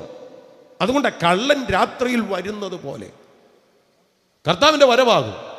അപ്പൊ മരണത്തിനും യേശുക്രിസ്തുവിന്റെ വരവിനും ഒരുങ്ങണം. ഞാൻ പറഞ്ഞത്, നമ്മൾ ഒരിക്കൽ മരിക്കുമെന്നുള്ളത് സത്യമാണ്. ഒരു ഹല്ലേലൂയ പറഞ്ഞാട്ടെ. പോരാ, ശബ്ദം ഉയർത്തി ഹല്ലേലൂയ. അപ്പൊ അതിനപ്പുറത്തായിരിക്കും നമ്മൾ ഈ ഒരു പ്രാപനത്തിലേക്ക് വരുന്നത്.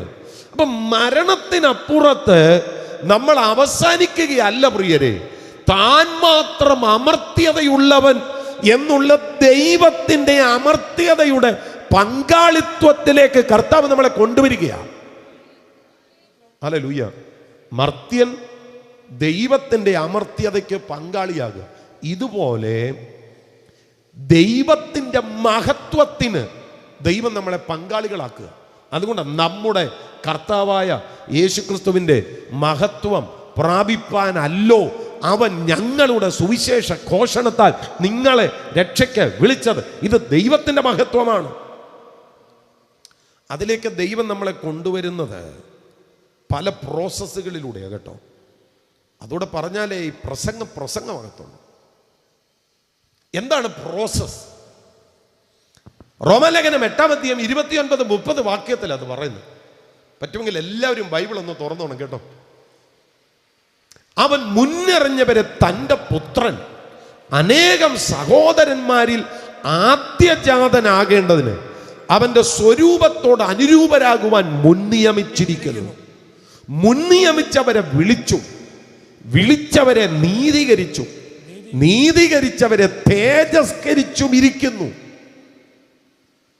നോക്കിയേ, എന്നൊക്കെയാ ചെയ്തേ? 1 മുൻനിയമിച്ചു, മുന്നറിഞ്ഞു, വിളിച്ചു, നീതീകരിച്ചു, തേജസ്കരിച്ചു. ഇതുകൊണ്ടാണ് ഞാൻ പറഞ്ഞത് ബൈബിൾ നോക്കാൻ കയ്യിലൊരു പേനയുണ്ടെങ്കിൽ ആ പേപ്പർ കീറാതെ ഒന്ന് അണ്ടർലൈൻ ചെയ്തു. 29-ാമത്തെ വാക്യം ഞാൻ ഒന്നുകൂടെ വായിക്കാം. അവൻ മുന്നറിഞ്ഞവരെ, 1-ാമത്തെ പദം മുന്നറിഞ്ഞു, തന്റെ പുത്രൻ അനേകം സഹോദരന്മാരിൽ ആദ്യജാതനാകേണ്ടതിന് അവന്റെ സ്വരൂപത്തോട് അനുരൂപനാകുവാൻ മുൻനിയമിച്ചു. 2-ാമത്തെ പദം മുൻനിയമിച്ചു, മുൻനിയമിച്ചവരെ വിളിച്ചും. 3-ാമത്തെ പദം വിളിച്ചവരെ നീതീകരിച്ചും. 4-ാമത്തെ കാര്യം നീതീകരിച്ചവരെ തേജസ്കരിച്ചും ഇരിക്കുന്നു. അപ്പൊ ഇത്രയും പ്രോസസ്സുകളിലൂടെ പോകുന്നത് കൊണ്ട് നമുക്ക് മഹത്വം കിട്ടുന്നേ. മുന്നറിഞ്ഞു, മുൻനിയമിച്ചു, വിളിച്ചു, നീതീകരിച്ചു. അതിനപ്പുറമാണ് തേജസ്കരണം. അതാ ഞാൻ പറഞ്ഞത് പ്രോസസ്സാ. സ്വോത്രം ആട്ടെ. എപ്പോഴാ മുന്നറിഞ്ഞേ? എപ്പോഴാ മുൻനിയമിച്ചേ? പ്രിയരെ, മുന്നറിഞ്ഞതും മുൻനിയമിച്ചതും ലോകമുണ്ടാകുന്നതിന് മുമ്പാ. ഞാൻ നിങ്ങളോട് പറയാം, നിങ്ങൾ രക്ഷിക്കപ്പെട്ട ആളാണെങ്കിൽ നിങ്ങൾ രക്ഷിക്കപ്പെട്ടത് ആക്സിഡൻ്റലി അല്ല. നിങ്ങൾ രക്ഷിക്കപ്പെട്ടത് ദൈവത്തിൻ്റെ ഭയങ്കര പദ്ധതിയുടെ ഭാഗമായിട്ടാണ്. പലരും മിണ്ടുന്നില്ലല്ലോ. കടം കയറി മുടിഞ്ഞ് തൂങ്ങിച്ചാകുകയല്ലാതെ നിവൃത്തിയില്ല എന്നൊരു ഘട്ടത്തിൽ എത്തിയപ്പോ എന്നാൽ അങ്ങ് രക്ഷിക്കപ്പെട്ട നോ, അതൊരു സാഹചര്യമായിരിക്കാം. പക്ഷെ ഞാൻ നിങ്ങളോട് പറയാം, ഹല്ലേലൂയ,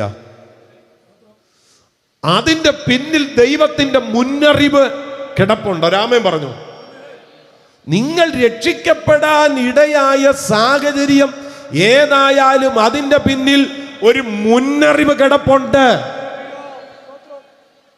എഫേസ്യ ലേഖനം 1-ാം അധ്യായം 4, 5, 6 വാക്യങ്ങൾ വായിക്കുമ്പോൾ ഈ മുന്നറിവിന്റെ ടൈം അവിടെ എഴുതിയിട്ടുണ്ട്. നാം തന്റെ സന്നിധിയിൽ വിശുദ്ധരും നിഷ്കളങ്കരുമാകേണ്ടതിന് അവൻ ലോകസ്ഥാപനത്തിന് മുൻപേ നമ്മെ അവനിൽ തിരഞ്ഞെടുക്കുകയും തിരുഹിതത്തിന്റെ പ്രസാദപ്രകാരം യേശുക്രിസ്തു മുഖാന്തരം നമ്മെ ദത്തെടുക്കേണ്ടതിന് അവൻ പ്രിയനായവനിൽ നമുക്ക് നൽകിയ സൗജന്യമായ തന്റെ കൃപാമഹത്വത്തിന്റെ പുകഴ്ചയ്ക്കായി സ്നേഹത്തിൽ നമ്മെ മുൻനിയമിക്കുകയും ചെയ്തുവല്ലോ. എപ്പോഴാ ഇത് ആരംഭിച്ചത്? ലോകസ്ഥാപനത്തിന്റെ മുൻപേ. അപ്പം മുന്നറിവും മുൻനിയമനവും സംഭവിച്ചത് ലോകം ഉണ്ടാകുന്നതിന് മുൻപേ, ലോകസ്ഥാപനത്തിന്റെ മുൻപേ. മലയാളം ബൈബിളിൽ ലോകസ്ഥാപനം എന്ന് പറയുന്ന വാക്ക് അത്ര പരിചയമായിരിക്കുകയല്ല. ഇംഗ്ലീഷ് ബൈബിളിൽ അത് കുറച്ചുകൂടെ ആധികാരികമായിട്ട് എഴുതിയിരിക്കുന്ന before the foundation of the world. Before the foundation of the world. ഭൂമിക്ക് ഫൗണ്ടേഷൻ ഇടുന്നതിന് മുൻപ്. നിങ്ങൾ വീടിന് ഫൗണ്ടേഷൻ ഇടുന്ന കണ്ടിട്ടുണ്ടോ? നമ്മുടെ സെൻട്രൽ പാസ്റ്റേഴ്സ് ആണെങ്കിൽ അവർ, അല്ലെങ്കിൽ പ്രാദേശിക സഭാ ശുശ്രൂഷകരാണെങ്കിൽ അവർ വരും, എന്നിട്ട് വീടിന് കല്ലിടുന്ന ഒരു രീതിയൊക്കെ ഉണ്ട്. ഭൂമിക്ക് ഇതുപോലെ അടിസ്ഥാനം ഇട്ടോ എന്ന് ചോദിച്ചാൽ എനിക്ക് അറിയത്തില്ല, പക്ഷെ ബൈബിളിൽ അങ്ങനെ പറയുന്നുണ്ട്. ഇയ്യോബിന്റെ പുസ്തകം 38-ാം അധ്യായം 4-ാം വാക്യം, 5-ാമത്തെ വാക്യവും 6-ാമത്തെ വാക്യവും 7-ാമത്തെ വാക്യം വായിക്കുമ്പോൾ, ഞാൻ ഭൂമിക്ക് അടിസ്ഥാനം ഇട്ടപ്പോൾ നീ എവിടായിരുന്നെന്നാണ് ചോദിക്കുന്നത്. അതിന് അളവ് നൂൽ പിടിച്ചവൻ ആര്? അതിന് അളവ് നിയമിച്ചവൻ ആർ? അതിന്റെ മൂലക്കല്ല് ഏതിന്റെ മേൽ ഉറപ്പിച്ചു എന്ന് 7-ാമത്തെ വാക്യം നോക്കിയേ. ഇയ്യോബിന്റെ പുസ്തകം 38-ാം അധ്യായം 7-ാമത്തെ വാക്യം. അതിന്റെ അടിസ്ഥാനം ഏതിന്മേൽ ഉറപ്പിച്ചു? അതിന്റെ അടിസ്ഥാനം ഏതിന്റെ മേൽ ഉറപ്പിച്ചു? അല്ല, അതിന്റെ മൂലക്കല്ലിട്ടവൻ ആർ? അപ്പോ ഇതിനൊരു മൂലക്കല്ലുണ്ട്. എങ്ങനെയാന്ന് എന്നോട് ചോദിക്കല്ല. സ്വർഗത്തിൽ ചെല്ലുമ്പോൾ കർത്താവിനോട് ഡയറക്റ്റ് ചോദിച്ചോണം, ഭൂമിക്ക് മൂലക്കല്ലിട്ടത് എങ്ങനെയാന്ന്. അവിടെ ചെല്ലുമ്പോൾ നിങ്ങൾക്ക് കേൾക്കാം. പക്ഷെ ഭൂമിക്ക് ഒരടിസ്ഥാനം ഉണ്ട്, അതിന് മൂലക്കല്ലും കർത്താവ് ഇട്ടിട്ടുണ്ട്. എങ്ങനെയാന്ന് എന്നോട് ചോദിക്കല്ലേ. രാമൻ പറയാമോ? ആ, അപ്പൊ അതെന്താണോ അതിനു മുൻപേ നമ്മളെ മുന്നറിഞ്ഞു, നമ്മളെ മുൻ നിയമിച്ചു. രക്ഷിക്കപ്പെട്ടവരെല്ലാം ആ കയ്യോ എന്ന് വെറുതെ പിടിച്ച് താഴ്ത്തരുത്. ആ, കൈ ഉയർത്തി പിടിച്ചു. ലോകം ഉണ്ടാകുന്നതിന് മുൻപേ നമ്മളെ മുന്നറിഞ്ഞത് കൊണ്ടാണ്, മുൻ നിയമിച്ചത് കൊണ്ടാണ് നമ്മൾ രക്ഷിക്കപ്പെട്ടെ. രാമൻ പറഞ്ഞു, ഇനി കൈ താത്തിടാം. സ്തോത്രം. ഹല്ലേലൂയ. ഇത് കഴിഞ്ഞുള്ള അടുത്ത പ്രോസസ് വിളി എന്ന് പറയുന്നത്. മുൻ നിയമിച്ചു, ലോകം ഉണ്ടാകുന്നതിന് മുമ്പാ. എന്നിട്ട് കർത്താവ് നമ്മളെ എന്ത് ചെയ്തു? വിളിച്ചു. എല്ലാവരും കൂടെ ഒന്ന് പറഞ്ഞേ, പറ, ഒന്നുകൂടെ പറ. വിളിച്ചു. നമ്മളെ വിളിച്ചു. നിങ്ങൾ രക്ഷിക്കപ്പെട്ടയാളാണ്. നിങ്ങളുടെ മേൽ ഒരു വിളി കിടപ്പുണ്ട്. ചിലർക്ക് ഈ വിളിയെക്കുറിച്ച് പറയാൻ പേടിയാ. പിടിച്ച് ഉപദേശിയാക്കുവോ എന്നുള്ള ഒരു സങ്കടമുണ്ട്. സ്തോത്രം. ഉപദേശിയാകാൻ വേണ്ടിയല്ല, നിന്നെ ഒരു ദൈവ പൈതലാകാൻ വിളിച്ചേക്കുക. സ്തോത്രം. ആ വിളിക്കകത്ത് സംഭവിക്കുന്ന അടുത്ത ഒരു ലെവലാണ് ഈ ശുശ്രൂഷ സംബന്ധമായിട്ടുള്ള വിളി. ഹല്ലേലൂയ. അവൻ സഭയിൽ ചിലരെ, അപ്പൊ എല്ലാവരെയും സഭയിലേക്ക് വിളിച്ചിട്ടുണ്ട്. സഭയ്ക്കകത്ത് ചിലരെ അപ്പോസ്തലന്മാരായും, ചിലരെ പ്രവാചകന്മാരായും, ചിലരെ ഉപദേഷ്ടാക്കന്മാരായും, ചിലരെ ഇടയന്മാരായിട്ടൊക്കെ വിളിച്ചേക്കുക. സഭയിലേക്ക് എല്ലാരെയും വിളിച്ചേക്കുക. ഹല്ലേലൂയ. ഈ പഴയ കൺവെൻഷനുകളിലൊക്കെ ഓൾട്ടർ കോൾ നടത്തുമ്പോൾ പാടുന്ന ഒരു പാട്ടുണ്ട്. വാ നീ യേശുവിങ്കൽ വാ, നിന്റെ ഹൃദയത്തിൽ അവനിടം താ, നിന്റെ ഹൃദയത്തിൽ അവനിടം താ. വാ നീ യേശുവിങ്കൽ വാ. വിളിക്കുക, വാ. സുവിശേഷത്തോട് പ്രതികരിച്ചവരെല്ലാം ഒരു വിളി കേട്ട് പ്രതികരിച്ചവരാണ്. രക്ഷിക്കപ്പെട്ട എല്ലാവരും ആ വിളിക്കകത്ത് വന്നവരാ. ഒരാമേൻ പറഞ്ഞു. ചിലരെങ്കിലും കല്യാണ സ്നാനമാണ്, അത് പിടികിട്ടില്ലെന്ന് തോന്നുന്നു. അങ്ങനെ 33 വയസ്സായിട്ടും കല്യാണം നടക്കാതിരിക്കുക പെങ്കൊച്ചിൻ്റെ. അപ്പം അങ്ങനെ ഇരുന്നപ്പോൾ പെന്തക്കോസിലെ ചെറുക്കൻ കാണാൻ ചെന്നു. ബ്രോക്കർ കൊണ്ട് എന്നതാ. അപ്പം ചെറുക്കന് പെണ്ണിനെയും പിടിച്ചു, പെണ്ണിന് ചെറുക്കനെയും പിടിച്ചു. ഈ സംഗതിയൊക്കെ പറഞ്ഞുറപ്പിച്ചിട്ട് പാഴ്സനേജ് ചെന്ന് പാസ്റ്ററെ കാണും. അപ്പം പാസ്റ്റർ എന്തായാലും ചോദിക്കും ഏത് സഭയാ. അന്നേരാ ചെറുക്കൻ ഓർക്കുന്നത് സഭ ചോദിച്ചില്ല. അപ്പോൾ വിളിച്ചപ്പോൾ പറഞ്ഞു ഞങ്ങൾ ഇന്ന സഭക്കാരാ. സ്നാനപ്പെട്ടതാണോ എന്ന് അടുത്ത ചോദ്യം. അപ്പോൾ പറഞ്ഞു സ്നാനപ്പെട്ടതല്ല. ഉടനെ ചെറുക്കൻ പറഞ്ഞു കൊച്ചൻ ഞങ്ങളുടെ പാസ്റ്റർ ഉടക്കാ, നിന്നെ കല്യാണം കഴിക്കണമെന്ന് എനിക്കുണ്ട്, പക്ഷെ പാസ്റ്റർ ഉടക്കാ. അപ്പോൾ പെങ്കൊച്ച് പറഞ്ഞു അച്ഛാ കല്യാണം നടക്കുമെങ്കിൽ സ്നാനപ്പെടാനും ഞാൻ തയ്യാറാണ്, എനിക്ക് തോന്നുന്നില്ല. നിങ്ങൾ മിണ്ടുന്നില്ലല്ലോ. എന്നെ വിട്ടോണം, യോഗം കഴിഞ്ഞ് അന്നേരം ഞാൻ പൊക്കോളാം കേട്ടോ. വണ്ടിയുടെ കാറ്റൊന്നും അഴിച്ചു വിടല്ലേ, ഞാനങ്ങ് പൊക്കോളാം. പിന്നെ അതല്ലാതെ വേറെ ചിലരുണ്ട്, അത് ഈ ജനിച്ച് വളർന്നു വന്ന ചില ആളുകൾ, അവർ പലരും രക്ഷിക്കപ്പെട്ടവരല്ല. എല്ലാവരും എന്നല്ല, പലരും. ഞാനതിന് എൻ്റെ അനുഭവമായിട്ട് കണക്ട് ചെയ്താൽ പറഞ്ഞത്. ഞാൻ 4ാം തലമുറ പെന്തക്കോസുകാരനാണ് കേട്ടോ. കേരളത്തിലെ പെന്തക്കോസ്തിൻ്റെ ആദ്യ തലമുറകളിൽപ്പെട്ട ആളുകളാണ് എൻ്റെ പേരൻസ്. അതായത് എൻ്റെ വല്യപ്പച്ചൻ്റെ അമ്മച്ചിയാണ് ആദ്യമായിട്ട് ഞങ്ങളുടെ കുടുംബത്തിൽ രക്ഷിക്കപ്പെടുന്നത്. എൻ്റെ വല്യപ്പച്ചൻ 1.5 വയസ്സ് പ്രായമുള്ളപ്പോഴാണ്. അപ്പച്ചനെ എൻ്റെ വല്യപ്പച്ചൻ 92ാമത്തെ വയസ്സിലാണ് മരിച്ചത്. മരിച്ചിട്ടിപ്പോൾ കുറേ വർഷമായി. അപ്പം ഞങ്ങൾ പെന്തക്കോസി വന്നിട്ട് എത്ര വർഷമായി കാണുമെന്ന് നിങ്ങൾക്ക് ചിന്തിക്കാനുള്ളതേ ഉള്ളൂ. ഞാൻ സൺഡേ സ്കൂളൊക്കെ തുടക്കം തൊട്ട് പഠിച്ച് എൻ്റെ ഫ്രണ്ട് 2 പേരിരുന്ന് പേര് വലിയ പരിപാടിയാണ്. ഇവിടെ നടക്കുന്ന പ്രസംഗമോ ഇവിടെ ജോയിച്ചാനിരിക്കുന്നൊന്നും അവർ കാണുന്നില്ല. ഞാൻ ഇത്രയും പറഞ്ഞിട്ട് തന്നെ അവർക്ക് പിടികിട്ടിട്ടില്ല അവരെക്കുറിച്ചാണ് പറയുന്നത്. ഈ ടൈപ്പ് ചർച്ചിൻ്റെ ഫ്രണ്ടിൽ ഇരുന്ന് സൺഡേ സ്കൂളൊക്കെ ഇങ്ങനെ പഠിച്ച് യൂത്ത് മീറ്റിങ്ങിലൊക്കെ കൂടി തമ്പേറൊക്കെ അടിച്ച് ഇങ്ങനെ വളർന്നു വന്നതാണ്. അപ്പം ഇങ്ങനെ വളർന്നു വന്ന് സുവിശേഷ വേലയ്ക്കൊരു വിളിയുണ്ടെന്ന് എനിക്ക് ബോധ്യമായി. ഞാനങ്ങ് ബൈബിൾ കോളേജിൽ പോയി. എൻ്റെ പ്രിയപ്പെട്ടവരെ, അങ്ങനെ ഒരു സമയത്താണ് ഞാൻ വീണ്ടും ജനിച്ചിട്ടില്ലെന്ന് ഞാൻ അറിയുന്നത്. സത്യമാണ്. 4ാം തലമുറ പെന്തക്കോസുകാരനാണ്. എൻ്റെ അനുഭവം കൊണ്ട് ഞാൻ പറയാം, ഒരു പെന്തക്കോസ്തു കുടുംബത്തിൽ ജനിച്ചു വളർന്നത് കൊണ്ട് ഒരാൾ രക്ഷിക്കപ്പെട്ടതാണെന്ന് അർത്ഥമില്ല. എന്നോട് പേണങ്ങല്ലേ, കൊയറി പാടിയത് കൊണ്ട് രക്ഷിക്കപ്പെട്ടതാണെന്ന് അർത്ഥമില്ല. നമ്മുടെ പിള്ളേരൊക്കെ മൈക്കൊക്കെ ഓപ്പറേറ്റ് ചെയ്യും, അത് രക്ഷിക്കപ്പെട്ടതിൻ്റെ തെളിവല്ല. കൺവെൻഷന് നോട്ടീസ് ഒട്ടിച്ചത് രക്ഷിക്കപ്പെട്ടതിൻ്റെ തെളിവല്ല. നിങ്ങൾ മിണ്ടുന്നില്ലല്ലോ. ഇപ്പം മിക്കവാറും ഇടത്തെല്ലാം ഈ മീഡിയ ഉണ്ട്. കോവിഡ് വന്നതുകൊണ്ട് അങ്ങനെ ഒരു ഗുണമുണ്ടായി. മിക്കവാറും ചർച്ചുകളിൽ ക്യാമറയും കമ്പ്യൂട്ടറും ഒക്കെ ഉണ്ട്. പിള്ളേരാ ചെയ്യുന്നത്. പിള്ളേർ യൂട്യൂബ് ലൈവ് ചെയ്തത് കൊണ്ട് രക്ഷിക്കപ്പെട്ടതാണെന്ന് ഒരർത്ഥമില്ല. ഇതെല്ലാം നമ്മുടെ കുഞ്ഞുങ്ങൾ നല്ല പിള്ളേരായതുകൊണ്ടുള്ള സ്പിരിച്വൽ ആക്ടിവിറ്റീസാണ്. നിങ്ങൾ അറിയണം, രക്ഷ എന്ന് പറയുന്നത് വ്യക്തിപരമാണ്.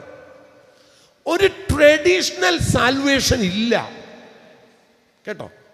അപ്പൻ വിശ്വാസിയാണ്, അമ്മ വിശ്വാസിയാണ്, മോനും അങ്ങ് നോ. ട്രഡീഷണൽ സാൽവേഷൻ ഇല്ല, പേഴ്സണൽ സാൽവേഷനേ ഉള്ളൂ.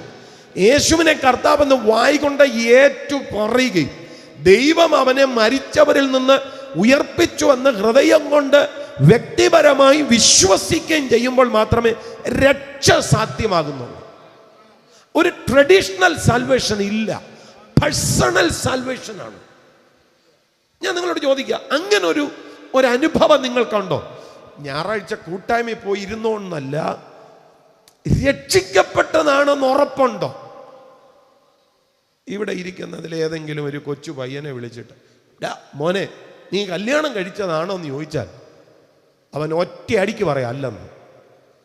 കാരണം അവൻ ഉറപ്പാണ് അവൻ കല്യാണം കഴിച്ചതല്ലെന്ന്. അതേ ക്രമത്തിൽ കുഞ്ഞെ നീ വീണ്ടും ജനിച്ചതാണോ ചോദിക്കുമ്പോൾ ഞങ്ങളുടെ പാസ്റ്ററോടൊന്ന് ചോദിച്ചിട്ട് പറയാം എന്നാണ് പറയുന്നതെങ്കിൽ സംഗതി കുഴപ്പമാണ്. ഞാൻ പറഞ്ഞത് ഈ അനുഭവം ഇല്ലാത്ത പല ആളുകൾ നമ്മുടെ ഇടയിലുണ്ട്. ഈ കൺവെൻഷന്റെ പ്രഥമ ദിനത്തിൽ എനിക്ക് ദൈവം തന്ന നിയോഗത്തിൽ നിന്നിട്ട് ഞാൻ പറയാം, അങ്ങനെ ഒരു ഉറപ്പ് നിങ്ങൾക്ക് ഇതുവരെ കിട്ടിയിട്ടില്ലെങ്കിൽ ഇന്ന് രാത്രി നിങ്ങളത് പ്രാപിച്ചിട്ടേ പോകാവൂ. പാസ്റ്റർ എനിക്ക് ആ ഉറപ്പുണ്ടായിട്ടില്ല എന്ന് ആരെങ്കിലും പറയുകയാണെങ്കിൽ അതങ്ങ് ലജ്ജിക്കേണ്ട കാര്യമൊന്നുമല്ല. സ്തോത്രം. നിങ്ങൾക്കത് ധൈര്യമായിട്ട് പറയാൻ പ്രിയരെ. ഒരിക്കൽ റോമാലേഖനം 13-ാം അധ്യായത്തെ ആസ്പദീകരിച്ച് അതുകൊണ്ട് നാം വിശ്വസിച്ച സമയത്തേക്കാൾ രക്ഷ ഇപ്പോൾ അധികം നമ്മോട് അടുത്തിരിക്കുന്നു എന്നുള്ള ഭാഗം പ്രസംഗിച്ചുകൊണ്ടിരിക്കുമ്പോൾ ഞാൻ ശുശ്രൂഷിക്കുന്ന സഭയിൽ എനിക്കൊരു നിയോഗം ഉണ്ടാകുക. രക്ഷിക്കപ്പെടാത്തവരെ ആരെങ്കിലും ഉണ്ടെങ്കിൽ എഴുന്നേറ്റ് നിൽക്കാൻ പറഞ്ഞു. എൻ്റെ ചർച്ചിൽ 14 പേര് എഴുന്നേറ്റ് വന്നു. 14 പേര് വചനത്തോട് സത്യസന്ധമായിട്ട് പ്രതികരിച്ചതാണ്. ഇതുവരെ കൈയടിച്ചവരും ലോഡ്സപ്പർ എടുത്തവരും ഒക്കെയാ, പക്ഷേ സത്യസന്ധമായി വചനത്തോട് പ്രതികരിച്ചപ്പോൾ 14 പേരങ്ങ് എഴുന്നേറ്റ് വന്നു. അതൊരു ലജ്ജയൊന്നുമല്ല. നമുക്കിപ്പോഴാണ് ഉറപ്പ് കിട്ടുന്നത് എന്ന് മാത്രം കരുതിയാൽ മതി. ഒരു ആമേൻ പറഞ്ഞു. ഇന്ന് രാത്രി രക്ഷിക്കപ്പെട്ടു എന്ന് ഉറപ്പില്ലെങ്കിൽ നിങ്ങൾ തീർച്ചയായും ആ ഒരു അനുഭവത്തിലേക്ക് വരണം. വീണ്ടും ജനനം നടന്നു എന്ന് ഉറപ്പില്ലെങ്കിൽ തീർച്ചയായും ആ അനുഭവത്തിലേക്ക് വരണം. അപ്പൊ മുന്നറിഞ്ഞു, മുൻനിയമിച്ചു, വിളിച്ചു. രക്ഷിക്കപ്പെട്ടവരെ എല്ലാം കർത്താവ് വിളിച്ചേക്കുക. ഞാൻ നിങ്ങളോട് പറയാം, ആ വിളിയുടെ ഭാഗമായിട്ടാ പ്രിയരെ നമ്മളെല്ലാവരും ഇന്ന് ഇവിടെ വന്ന് ഇങ്ങനെ ഇരിക്കുന്നത്. ആമേൻ. ആ വിളി ഇല്ലായിരുന്നെങ്കിൽ നമുക്കത് പിടികിട്ടത്തില്ല. ആരോ ഇവിടെ പ്രാർത്ഥിച്ച പറഞ്ഞു, ഈ ലോകം, എനിക്കൊന്ന് അച്ഛനാന്ന് തോന്നുന്നു, രണ്ടാമത് പറഞ്ഞ അച്ഛൻ, ഈ ലോകത്തിൻ്റെ ദൈവം അവിശ്വാസികളുടെ ഹൃദയത്തെ കുരുടാക്കി വെച്ചിരിക്കുക. സുവിശേഷത്തിൻ്റെ പ്രകാശനം ശോഭിക്കാതിരിക്കാൻ ഹൃദയത്തെ കുരുടാക്കി വെച്ചിരിക്കുക. എൻ്റെ പ്രിയപ്പെട്ടവരെ, വിളി ഗംഭീരമായി നമ്മുടെ മേൽ വന്നത് കൊണ്ടാണ് ആ കുരുട്ട് മാറിയത്, ആ ഇരുട്ട് മാറിയത്. അവിടെയാണ് ഹൃദയം ഓപ്പണായത്.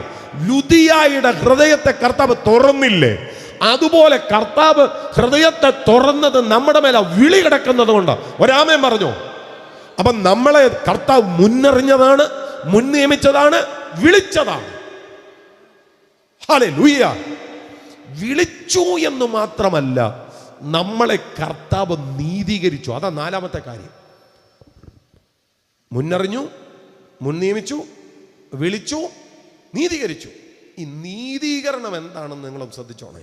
നീതീകരണം എന്ന് പറഞ്ഞാലേ, പാപിയായ ഒരു മനുഷ്യനെ പാപമേ ചെയ്തിട്ടില്ലാത്ത ഒരു ലെവലിൽ കർത്താവ് മാറ്റുന്നതിന് പറയുന്ന പേരാ നീതീകരണം. ഞാൻ ഈ അടുത്ത സമയത്ത് പിറവത്ത് ഒരു കൺവെൻഷന് പ്രസംഗിക്കാൻ നിന്നപ്പം അവിടെ സാക്ഷ്യം പറയാൻ കോയമ്പത്തൂർ ഷാരോൺ സഭയുടെ പാസ്റ്ററായ ഒരു ഇസ്മയിൽ അവിടെ ഉണ്ടായിരുന്നു. കണ്ണൂർ സെൻട്രൽ ജയിലിലും വിയൂർ സെൻട്രൽ ജയിലിലും പൂജപ്പുര സെൻട്രൽ ജയിലിലും തടവ് ശിക്ഷ അനുഭവിച്ച 41 കേസുകളിൽ ശിക്ഷിക്കപ്പെട്ട മനുഷ്യനാണ് അദ്ദേഹം. 18 വർഷമായി ഷാരോന്റെ പാസ്റ്ററാണ്. എങ്ങനെയാണ് ഇസ്മയിൽ എന്ന് പറയുന്ന 41 കേസിലെ പ്രതിയായി മനുഷ്യൻ രക്ഷിക്കപ്പെട്ടത്? അവിടെയാണ് ഞാൻ നീതീകരണത്തെക്കുറിച്ച് പറഞ്ഞ നിർവചനം അർത്ഥവത്താകുന്നത്. പാപം ചെയ്ത ഒരു മനുഷ്യനെ പാപമേ ചെയ്തിട്ടില്ലാത്ത ഒരു വ്യക്തിയെ പോലെ ആക്കുക. അതിനുള്ള മാർഗം എന്താണെന്നറിയാമോ? യേശുക്രിസ്തുവിന്റെ രക്തമാണ്. ശബ്ദം ഉയർത്തി ഒരു ആമേൻ പറഞ്ഞാട്ടെ. എല്ലാവരും കൂടെ ചേർന്ന്. അയ്യോ, യേശുക്രിസ്തുവിന്റെ രക്തത്താലുള്ള കഴുകലിലാ പ്രിയരെ നമ്മൾ നീതിമാന്മാരായി മാറുന്നത്. ആമേൻ. വളരെ മനോഹരമായ ഒരു പാട്ടുണ്ട്, പഴയ ഒരു പാട്ടാണ്. ശുദ്ധിക്കായി നീ യേശു സമീപേ പോയോ, കുളിച്ചോ കുഞ്ഞാട്ടിൻ രക്തത്തിൽ പൂർണ്ണ ശ്രേയം ഈ നിമിഷം തൻ കൃപ തന്നിൽ വച്ചോ ശുദ്ധിയായോ നീ കുളിച്ചോ കുഞ്ഞാട്ടിൻ ആത്മശുദ്ധി നൽകും രക്തത്തിൽ ഹീമം പോൽ നിഷ്കളങ്കമോ നിൻ അങ്കി കുളിച്ചോ കുഞ്ഞാട്ടിൻ രക്തത്തിൽ കുളിച്ചോ കുളിച്ചോ ഒരുമിച്ചൊന്ന് പഠിക്കുക കുഞ്ഞാട്ടിൻ ആത്മശുദ്ധി നൽകും രക്തത്തിൽ ഹീമം പോൽ നിഷ്കളങ്കമോ നിൻ അങ്കി കുളിച്ചോ കുഞ്ഞാട്ടിൻ രക്തത്തിൽ. മഹാപാപികളായിരുന്നു കേട്ടോ, എല്ലാ ഹീനകൃത്യങ്ങളും ചെയ്ത മഹാപാപികൾ. പക്ഷെ യേശുവേ, ഞാനൊരു പാപിയാണെന്ന് ഒരുവൻ ഉറക്കം നിലവിളിക്കുമ്പോ അറിയാമോ, യേശുക്രിസ്തുവിന്റെ പ്രായശ്ചിത്ത രക്തത്താൽ, അവിടെ എഴുതിയിരിക്കുന്ന വാക്കെന്നറിയോ, അവന്റെ കൃപയാൽ മുൻകഴിഞ്ഞ പാപങ്ങളെ ശിക്ഷിക്കാതെ വിടുക നിമിത്തം. ഒന്നുകൂടെ ശ്രദ്ധിച്ചേ, എന്നെ മുൻകഴിഞ്ഞ പാപങ്ങളെ ശിക്ഷിക്കാതെ വിടുക നിമിത്തം. ഈ മാസം 1-ാം തീയതി ഏതാണ്ട് 9 മണിയോടുകൂടെ യോഗത്തിന് അവസാനം കുറിക്കുമ്പോ ഒരുവൻ ഈ സദസ്സിൽ നിന്ന് യേശുവേ എന്നുറക്ക വിളിക്കുമ്പോ അവൻ 45-കാരനാകട്ടെ, 50-കാരനാകട്ടെ, 60-കാരനാകട്ടെ, 20-കാരനാകട്ടെ, അവൻ ചെയ്ത മുഴുവൻ പാപത്തെയും ഈ പ്രായശ്ചിത്ത രക്തത്താൽ കഴുകി ആ ചെയ്ത പാപങ്ങളെ മുഴുവൻ, മുൻകഴിഞ്ഞ പാപം എന്ന് പറഞ്ഞിരിക്കുന്നത്, അതിനെ മുഴുവൻ ശിക്ഷിക്കാതെ വിട്ടിട്ട് ആ പാപത്തെ നിരുപാധികം ക്ഷമിച്ച് അവനെ നീതിമാനെന്ന് പ്രഖ്യാപിക്കുന്നതാണ് നീതീകരണം എന്ന് പറയുന്നത്. Hallelujah, hallelujah. എന്നിട്ട് കേട്ടോ, അതുകൊണ്ട് തന്നെ നീതീകരണം അനുഭവിച്ചവൻ പാപത്തിന്റെ ആ കുറ്റബോധത്തിനകത്ത് കിടക്കണ്ട, കഴുകി വെടിപ്പാക്കിയേക്കുക. ഒരാമയും പറഞ്ഞാട്ടെ. അതുകൊണ്ട് റോമലേഖനം 8-ാം അധ്യായത്തിൽ പറയുന്നത്, ദൈവം നീതീകരിച്ചവനെ ആർ കുറ്റം ചുമത്തും? നീതീകരിക്കുന്നവൻ ദൈവം ശിക്ഷ വിധിക്കുന്നത് ആർ?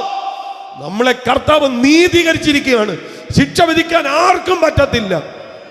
സ്വോത്രം. പിശാചിന്റെ ഏറ്റവും വലിയൊരു ചരക്കാണ് കുറ്റബോധം കേട്ടോ. സ്വോത്രം. ഇന്നലകളിൽ യേശുവിന്റെ രക്തത്താൽ പാപം കഴുകപ്പെട്ട് മോചനം പ്രാപിച്ചവൻ പ്രാർത്ഥിക്കാൻ ചെന്നിരിക്കുമ്പോൾ കുറ്റബോധമാണ്. ഇന്നലെ അത് ചെയ്ത്, ഇന്നലെ മദ്യപിച്ചോന്, കഴിഞ്ഞ ആഴ്ചയിൽ അത് ചെയ്തതാ. കുഞ്ഞ്, നീ രക്ഷിക്കപ്പെട്ടോ? ഇന്നലെ അത് ചെയ്തു, പക്ഷെ ഇന്ന് നീ രക്ഷിക്കപ്പെട്ടോ? നീ യേശുക്രിസ്തുവിന്റെ രക്തത്തിന്റെ കഴുകൽ ഇന്ന് അനുഭവിച്ചോ? ഇനി ആ പഴയ കുറ്റബോധത്തിൽ കിടക്കണ്ട. രക്ഷിക്കപ്പെടുന്ന അന്നു വരെ നീ ചെയ്ത മുഴുവൻ പാപത്തെയും അവിടുന്ന് ശിക്ഷിക്കാതെ വിട്ടു. പാപത്തിന് ശിക്ഷയില്ലാഞ്ഞിട്ടാണോ? അല്ല, ശിക്ഷയുണ്ടായിരുന്നു. ശിക്ഷയെല്ലാം എവിടെ പോയെന്നറിയാമോ? യേശുവിൻ്റെ മേൽ പോയി. ഹല്ലേലൂയ. നമ്മുടെ ശിക്ഷയെല്ലാം യേശുവിൻ്റെ മേൽ പോയി. ഹല്ലേലൂയ. അതുകൊണ്ടാണ് നമ്മൾ വായിക്കുന്നത്, നമ്മുടെ ശിക്ഷയെ അവിടുന്ന് വഹിച്ചു. റോമലേഖനം 8-ാം അധ്യായം അതിൻ്റെ 3-ാമത്തെ വാക്യം പാപക്ഷമയുടെ ആ ഗൗരവത്തെ ഭയങ്കരമായി പറയുക. ജഡത്താലുള്ള ബലഹീനത നിമിത്തം ന്യായപ്രമാണത്തിന് കഴിയാഞ്ഞതിനെ സാധിപ്പിപ്പാൻ ദൈവം തന്റെ പുത്രനെ പാപജഡത്തിന്റെ സാദൃശ്യത്തിനും പാപനിമിത്തവും അയച്ചു. പാപത്തിന് ജഡത്തിൽ ശിക്ഷ വിധിച്ചു. എന്നെ ശിക്ഷിക്കാതെ വിട്ടപ്പോ ആ ശിക്ഷ ഏറ്റെടുത്ത വേറൊരുവൻ എനിക്ക് വേണ്ടി ഉണ്ടായിരുന്നു. ഞാൻ ചെയ്ത പാപം ശിക്ഷിക്കാതെ വിട്ടത് ശിക്ഷയില്ലാത്തത് കൊണ്ടല്ല, പാപം അറിയാത്തവൻ ആ ശിക്ഷയെ ഏറ്റെടുത്തു. ഹല്ലേലൂയ. ശബ്ദം ഉയർത്തി ഒരു ആമേൻ പറഞ്ഞാട്ടെ. അങ്ങനെയാ നമ്മുടെ പാപം മോചിക്കപ്പെട്ടത് കേട്ടോ. Hallelujah, hallelujah, hallelujah, hallelujah. ചിലർക്ക് പാപക്ഷമയുടെ ദൂത് ഭയങ്കര പരിഹാസമാണ്. ചിലർക്ക് സുവിശേഷത്തിൻ്റെ പ്രഭാഷണം വളരെ അപമാനമാണ്. പക്ഷെ ഞങ്ങൾക്കിത് അപമാനമല്ല, ഞങ്ങൾക്കിത് അഭിമാനമാണ്. ഹല്ലേലൂയ. ഇവിടെ ഇരിക്കുന്ന ദൈവജനത്തോട് ഞാൻ ചലഞ്ച് ചെയ്ത് ചോദിക്കാം, നമ്മുടെ ജീവിതത്തിൻ്റെ വ്യത്യാസം എന്നാ പ്രിയരെ? നമ്മുടെ ജീവിതത്തിന് എന്തെങ്കിലും വ്യത്യാസം ഉണ്ടെങ്കിൽ ആ വ്യത്യാസത്തിൻ്റെ പേര് യേശു നമ്മുടെ ജീവിതത്തിൽ വന്നു എന്നുള്ളതാണ്. ശബ്ദം ഉയർത്തിയ ഒരു ആമേൻ പറഞ്ഞാട്ടെ. ഹല്ലേലൂയ. രക്തത്താൽ ജയം. നമ്മൾ പാടുന്ന ഒരു പഴയ പാട്ടുണ്ടല്ലോ, യേശു എന്നുള്ളത്തിൽ വന്ന നാളിൽ എന്തു മാറ്റം വന്നു എന്നിൽ. യേശു നമ്മുടെ ഉള്ളത്തിൽ വന്നതാണ് നമ്മുടെ ജീവിതത്തിൻ്റെ മാറ്റമെന്ന് പറയുന്നത്.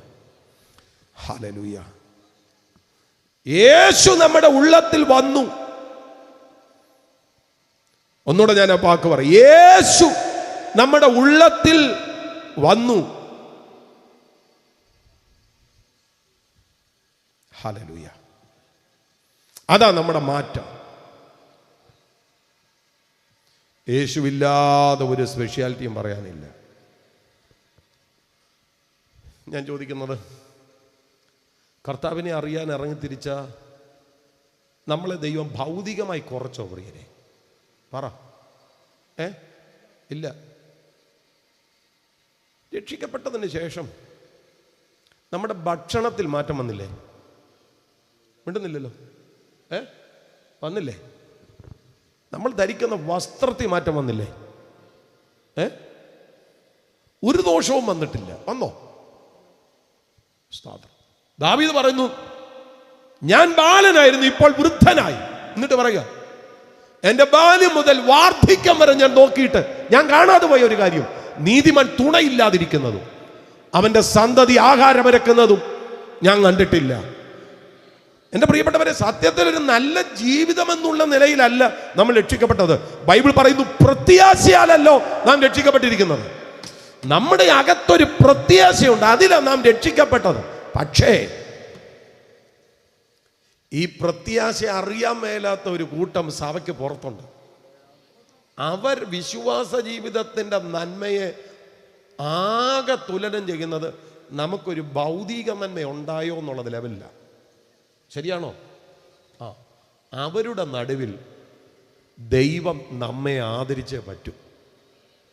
അതുകൊണ്ട് നമ്മൾ രക്ഷിക്കപ്പെട്ടത് ഭൗതികതയ്ക്ക് വേണ്ടി അല്ലെങ്കിലും ദൈവം നമ്മളെ ആദരിക്കാതിരിക്കുകയില്ല. പിടികിട്ടുന്നവരുണ്ടെങ്കിൽ ഒരാമയും പറഞ്ഞു. സ്തോത്രം. ഞാനതങ്ങനെ പറയുമ്പം ഒരു കാലഘട്ടത്തിൽ വലിയ കഷ്ടപ്പാടുകളിലൂടെയൊക്കെ ഇറങ്ങിത്തിരിച്ച പല പിതാക്കന്മാരും സുവിശേഷത്തിന് വേണ്ടി നെഞ്ചുറപ്പോടെ നിന്നെന്ന്. ആ കാലഘട്ടങ്ങളിലൊക്കെ രക്ഷിക്കപ്പെട്ട പിതാക്കന്മാരെ, അമ്മച്ചിമാരെയൊന്നും കുടുംബത്തിലെ മറ്റു ഫങ്ഷനുകൾക്കൊന്നും വിളിക്കുകയില്ലായിരുന്നു. സ്തോത്രം. വരണ്ടെന്ന് പറയായിരുന്നു. കടയിൽ നിന്ന് സാധനം കൊടുക്കുകയില്ലായിരുന്നു. കിണറ്റിൽ നിന്ന് വെള്ളം കോരിക്കുകയില്ലായിരുന്നു. ഇപ്പോഴൊക്കെ അല്ലേ എല്ലാവർക്കും കിണറൊക്കെ ഉണ്ടായി. എല്ലാവർക്കും കിണറൊന്നും ഇല്ലാഞ്ഞൊരു കാലഘട്ടം ഉണ്ടായി. ആ കാലഘട്ടത്തിലൊക്കെ നെഞ്ചുറപ്പോടെ നിന്ന് നമ്മുടെ അപ്പന്മാർ. ഇന്ന് അവരുടെയൊക്കെ തലമുറകളെ ദൈവം ഏതെല്ലാം നിലകളിൽ ആദരിച്ചത്. ദൈവം വിശ്വസ്തനാണ്. ഒരാമയും പറഞ്ഞാട്ടെ. അപ്പൊ എൻ്റെ പ്രിയപ്പെട്ടവരെ, ദൈവം നമ്മളെ ആദരിച്ചതേ ഉള്ളൂ. യേശു വന്നതാ നമ്മുടെ ജീവിതത്തിന്റെ എല്ലാ മാറ്റവും. അവൻ നമ്മളെ തേജസ്സിലേക്ക് കൊണ്ടുവരുവാൻ മുന്നറിഞ്ഞു, മുൻനിയമിച്ചു, വിളിച്ചിട്ട് നമ്മളെ നീതീകരിച്ചു. സ്തോത്രം. അത് കഴിഞ്ഞ് 5-ാമത്തെ വാക്ക്, നീതീകരിച്ചവരെ തേജസ്കരിച്ചും ഇരിക്കുന്നു. അത് ഭൂതകാല പ്രയോഗത്തിൽ ഓൾറെഡി തേജസ്കരിക്കപ്പെട്ടു എന്നുള്ള ആശയത്തിൽ തേജസ്കരിച്ചും ഇരിക്കുന്നു. എന്നാൽ റിയലായിട്ട് നമ്മൾ തേജസ്കരിക്കപ്പെട്ടോ? ഇല്ല, അത് ഭാവികമായ ഒരു കാര്യമാണ്. പിന്നെ എന്തുകൊണ്ടാണ് ഇവിടെ തേജസ്കരിച്ചും ഇരിക്കുന്നു എന്ന് പറയുന്നത്? അതിന് പല കാരണങ്ങളുണ്ട്. ഒന്ന്, ബൈബിളിൻ്റെ ഒരു സവിശേഷ സ്വഭാവം സംഭവിക്കും എന്ന് 100% ഉറപ്പുള്ള ഒരു കാര്യം സംഭവിച്ചതുപോലെ അവതരിപ്പിക്കും. അതായത് ഉറപ്പുള്ള കാര്യത്തെ 100% സംഭവിച്ചതുപോലെ അവതരിപ്പിക്കും. അതിന് ഞാനൊരു ഉദാഹരണം പറയാം.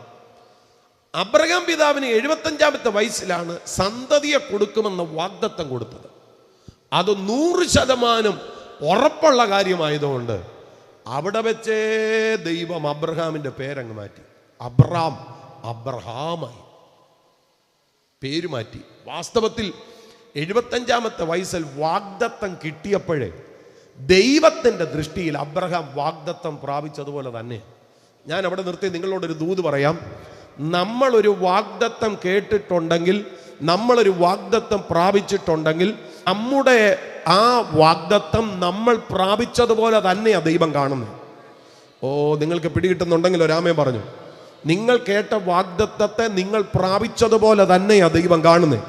അബ്രഹാമിനെ അങ്ങനെ. അതുകൊണ്ട് തന്നെയാ തേജസ്കരണം, മുന്നറിയപ്പെട്ട, മുൻനിയമിക്കപ്പെട്ട, വിളിക്കപ്പെട്ട, തേജസ്കരിക്കപ്പെട്ട, മുന്നറിയപ്പെട്ട, മുൻനിയമിക്കപ്പെട്ട, വിളിക്കപ്പെട്ട, നീതീകരിക്കപ്പെട്ട ഒരു ദൈവ പൈതലിനെ തേജസ്കരിക്കുമെന്നുള്ളത് ഉറപ്പായത് കൊണ്ട് ആമേൻ, തേജസ്കരിക്കപ്പെട്ടിരിക്കുന്നു എന്ന് തന്നെയാണ് അവിടെ ഉപയോഗിച്ചിരിക്കുന്നത്.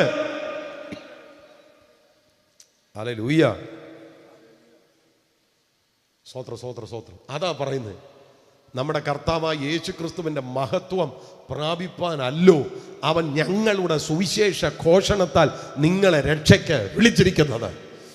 ഉറപ്പാ നമ്മൾ തേജസ്കരിക്കപ്പെടും.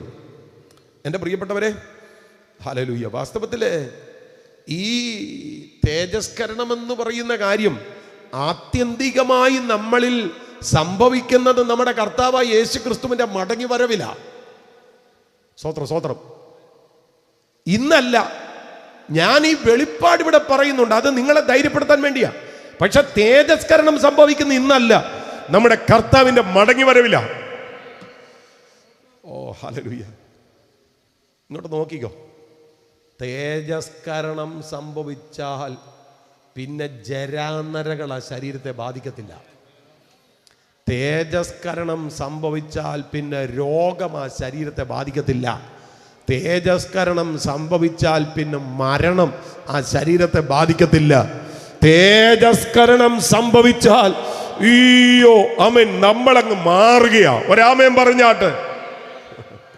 അതാ ഞാൻ പറഞ്ഞു, യേശു ക്രിസ്തുവിന്റെ മടങ്ങി വരവില്ല അത് സംഭവിക്കുന്നത്. ഒന്നുകിൽ മരിച്ചവരോട് കൂടെയാണെങ്കിൽ ഉയർപ്പ് സംഭവിച്ചിരിക്കും, അല്ലെങ്കിൽ ജീവിച്ചിരിക്കുന്നവരാണെങ്കിൽ രൂപാന്തരം സംഭവിച്ചിരിക്കും. ഹല്ലേലൂയ. അവിടെ ഒരു ചോദ്യം ഒന്ന് ചോദിച്ചേക്കാം. പാസ്റ്റർ, ഈ തേജസ് യേശുക്രിസ്തുവിന്റെ വരവിൽ മാത്രമേ അനുഭവിക്കാൻ പറ്റത്തുള്ളൂ? എൻ്റെ പ്രിയരെ, അതിന് നമ്മൾ യേശുവിലേക്കാണ് നോക്കേണ്ടത്. യേശുക്രിസ്തുവിന്റെ പരസ്യ ശുശ്രൂഷയിൽ തേജസ്സിനെ കർത്താവ് ഉപയോഗിച്ചിരുന്നു. ആമേൻ. തേജസ്കരണം യേശുവിന്റെ മടങ്ങി വരവിലാണെങ്കിലും തേജസ്സിനെ നമുക്ക് ഉപയോഗിക്കാൻ പറ്റും, കാരണം യേശു അത് ഉപയോഗിച്ചിരുന്നു. നിങ്ങൾ ശ്രദ്ധിച്ചേ, യോഹന്നാന്റെ സുവിശേഷം 2-ാം അധ്യായം 10-ാമത്തെ വാക്യത്തിൽ യേശു ഇതിനെ അടയാളങ്ങളുടെ ആരംഭമായി ഗലീലയിലെ കാനാവിൽ വെച്ച് ചെയ്തു, തന്റെ മഹത്വം വെളിപ്പെടുത്തി. കേട്ടോ, തന്റെ മഹത്വം വെളിപ്പെടുത്തി. ആ മഹത്വം എന്ന് പറയുമ്പോൾ ആ ഒരു പ്രവൃത്തിയല്ല. ഇംഗ്ലീഷ് ബൈബിളിൽ മാനിഫെസ്റ്റഡ് ഹിസ് ഗ്ലോറി എന്നാ പറയുന്നത്. അവിടെ ഗ്ലോറി ഞാൻ ആദ്യം പറഞ്ഞ ആ ഡോക്സ തന്നെയാണ്. തൻ്റെ മഹത്വത്തെ വെളിപ്പെടുത്തി. സ്തോത്രം. ഇപ്പം നമ്മുടെ ജീവകാലഘട്ടത്തിലും നമുക്ക് മഹത്വത്തെ അനുഭവിക്കാൻ പറ്റും കേട്ടോ. തേജസ്കരണം യേശുവിൻ്റെ മടങ്ങിവരവിലാണെങ്കിലും തേജസ്സിനെ നമുക്കിവിടെ അനുഭവിക്കാൻ കഴിയും. ഞാനതിനെ കർത്താവിൻ്റെ പ്രാർത്ഥനയിലെ ഒരു ഭാഗം നിങ്ങളുടെ ശ്രദ്ധയിലേക്ക് കൊണ്ടുവരാം. യോഹന്നാൻ 17:22 യേശുവിൻ്റെ പൗരോഹിത്യ പ്രാർത്ഥന. നീ എനിക്ക് തന്നിട്ടുള്ള മഹത്വം ഞാൻ അവർക്ക് കൊടുത്തിരിക്കുന്നു. ആ വാക്കൊന്നോട് ശ്രദ്ധിച്ചോ. നീ എനിക്ക് തന്നിട്ടുള്ള മഹത്വം ഞാൻ അവർക്ക് കൊടുത്തിരിക്കുന്നു. ഈ ഭൂമിയിൽ ആ മഹത്വത്തെ കർത്താവ് കൈമാറ്റം ചെയ്തു. സ്തോത്രം. ഞാൻ നിങ്ങളോട് പറയാം, ഈ മഹത്വം ഇന്ന് എന്താണ് എന്ന് എന്നോട് ചോദിച്ചാൽ, ശലോമോന്റെ ആലയത്തിൽ മേഘമിറങ്ങിയതുപോലെ എന്ന് എനിക്ക് തോന്നുന്നില്ല. അത് ദൃശ്യവും സ്പർശനീയവുമായ ദൈവ സാന്നിധ്യമായിരിക്കും. സ്തോത്രം. അല്ലെങ്കിൽ ഞാൻ അതിനെ ഹെവി പ്രസൻസ് എന്ന് പറയും. Heavy presence. സാധാരണമല്ലാത്ത അസാധാരണമായ മഹത്വം ഇറങ്ങുമ്പോൾ, ആ അസാധാരണമായ സാന്നിധ്യം ഇറങ്ങുമ്പോൾ ആ സാന്നിധ്യത്തെ നമുക്ക് വിളിക്കാൻ കഴിയുന്ന പേരാണ് മഹത്വം. ദൈവത്തിൻ്റെ മഹത്വം ചലിക്കുന്നത്. അവിടെ അങ്ങനെയുള്ള ഈ അസാധാരണ സാന്നിധ്യം ഉണ്ടാകുമ്പം ഭയങ്കര മാറ്റങ്ങൾ അവിടെ സംഭവിക്കും. കൂട്ട മാനസാന്തരങ്ങൾ ഉണ്ടാകും. സ്വഭാവത്തിൽ വ്യതിയാനങ്ങൾ ഉണ്ടാകും. വിടുതലുകൾ സാധ്യമാകും. മാറ്റങ്ങൾ ഉണ്ടാകും. നിങ്ങളുടെ ഒരു ഉദാഹരണം ശ്രദ്ധിച്ചോണം. ശമൂവേലിൽ നിന്ന് കേട്ട ഒരു ദൂതുണ്ട്. ആത്മാവ് നിന്റെ മേൽ ശക്തിയോടെ വരുമ്പോൾ നീയും ആള് മാറിയതുപോലെ. അതാണ് ഹെവി പ്രസൻസിന്റെ ഒരു പ്രത്യേകത. ഒരാളങ്ങ് അടിമുടി മാറുക. ഈ പത്രോസൊക്കെ പ്രാപിച്ചത് അതാ, ഹെവി പ്രസൻസാണ്. സ്തോത്രം. സുവിശേഷത്തിന്റെ അവസാന ഭാഗത്ത് ഒരു ബാല്യക്കാരത്തിയുടെ മുൻപിൽ ചങ്കുറപ്പോടെ നിൽക്കാൻ പറ്റാത്ത മനുഷ്യൻ ഈ ഹെവി പ്രസൻസിനകത്തോട്ട് കയറി കഴിഞ്ഞപ്പോൾ പുള്ളി പ്രസംഗിക്കാൻ അങ്ങ് പ്രാപ്തനാകുക. ചോദ്യം ചോദിച്ചപ്പോൾ ഉത്തരം കൃത്യമായിട്ടാണ് വെളിപ്പെടുന്നത്. ഒരാമൻ പറഞ്ഞു. അതാ ഞാൻ പറഞ്ഞു, ഭയങ്കര കാര്യമായിട്ടാണ് ഉത്തരം. അത് സന്നിധി സംഘത്തിന്റെ മുന്നിൽ ചെന്നാലും ദൈവത്തെക്കാൾ ഉപരി നിങ്ങളെ അനുസരിക്കാൻ പറ്റത്തില്ല എന്നങ്ങ് പറയുക. മുടന്തന്റെ മുന്നിൽ ചെന്നാൽ വെള്ളിയും പൊന്നും ഞങ്ങൾക്കില്ല, ഞങ്ങൾക്കുള്ളത് നിനക്ക് തരിക എന്നങ്ങ് പറയുക. ഒരാമൻ പറഞ്ഞാട്ടെ. നിങ്ങൾ പ്രാർത്ഥിച്ചോണം, ഈ ജീവകാലത്ത് മഹത്വം മാനിഫെസ്റ്റ് ചെയ്യണം. വ്യക്തിപരമായി ഗ്ലോറിയുമായി ഒരു എൻകൗണ്ടർ ഉണ്ടാകണം. ജീസസ്. അത് ഞാൻ നിങ്ങളോട് പറയാം, നമ്മളൊന്ന് കൈയടിച്ച് അന്യഭാഷ പറയുന്നതിനേക്കാൾ ഒത്തിരി അപ്പുറത്താണ് കേട്ടോ. ഒരുപക്ഷെങ്കിൽ ഇതുപോലെയുള്ള മഹത്വം ചലിക്കാൻ തുടങ്ങുമ്പോൾ ആളുകൾ കരയും. വചനത്തിന് മുമ്പാകെ ആളുകൾ കരയും. ആളുകൾ വചനത്തോട് ഭയങ്കര കാര്യമായിട്ട് പ്രതികരിക്കും. ആമേൻ. ദൈവ സാന്നിധ്യത്തിനകത്ത് ആളുകൾ ആമഗ്നരാകും. ആ സമയത്ത് ഭയങ്കര വിടുതലുകൾ സാധ്യമാകും. ഒരാമേൻ പറഞ്ഞു. പ്രാർത്ഥിക്കണം കേട്ടോ. എല്ലാവർക്കും അത് സാധ്യമാകത്തില്ല. അതുപോലെ കൊതിക്കുന്ന, പ്രാർത്ഥിക്കുന്ന, ദാഹിക്കുന്ന ചിലർക്ക് അത് അനുഭവിക്കാൻ പറ്റും. കാനായിലെ കല്യാണത്തിന് യേശു തന്റെ മഹത്വം വെളിപ്പെടുത്തി. Manifested his glory.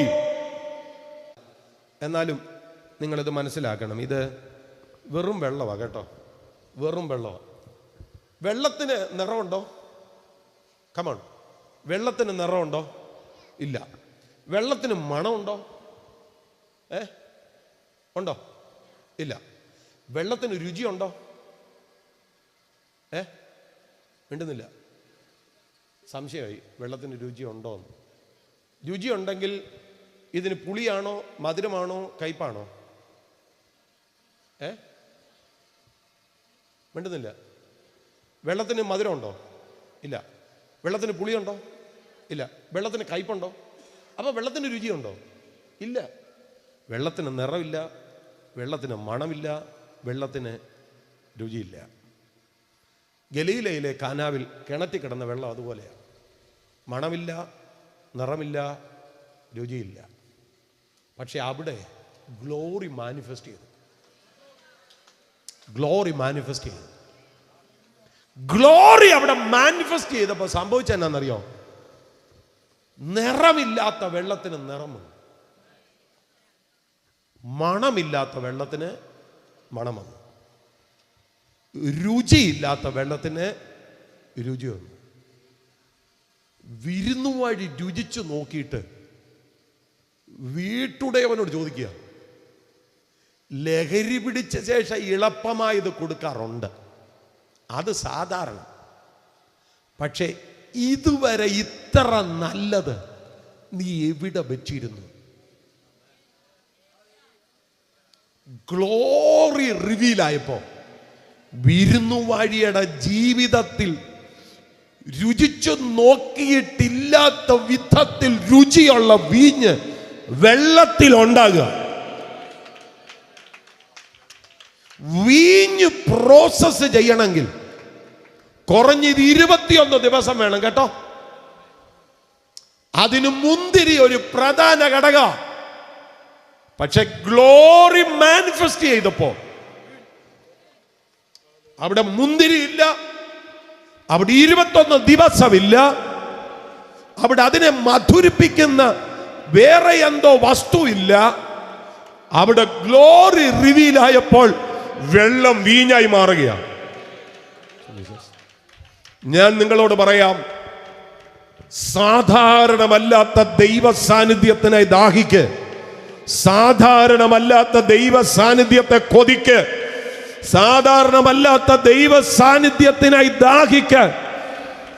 ഇതുവരെ നിങ്ങൾ അറിയാത്തതിന് നിങ്ങൾ അറിയാൻ പോകുകയാണ്. പിടികിട്ടുന്നവരുണ്ടെങ്കിൽ ആത്മാവിൽ കർത്താവിനെ ഒന്ന് സ്തുതിച്ചോ.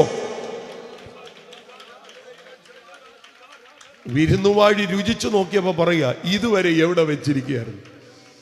എൻ്റെ പ്രിയപ്പെട്ടവരെ, ഞാൻ പറയാം, ഗ്ലോറി മാനിഫെസ്റ്റ് ചെയ്താൽ നമ്മുടെ ജീവിതത്തിലെ ഏറ്റവും നല്ല സീസൺ വരാൻ പോകുന്നതേ ഉള്ളൂ.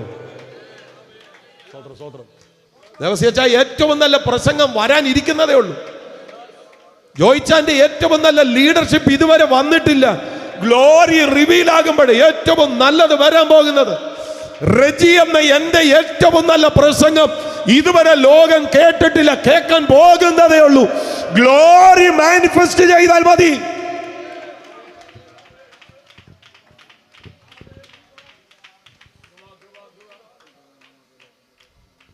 ജീസസ്. അഭിഷക്തനെ, നിങ്ങളൊരു ഭയങ്കര വ്യത്യാസത്തെ കൊതിക്കുന്നെങ്കിൽ അതിന് ഗിമ്മിക്സുകളൊന്നുമില്ല. ഒറ്റ മാർഗമേ ഉള്ളൂ, മഹത്വം ചലിക്കണം. മഹത്വം ചലിക്കണം.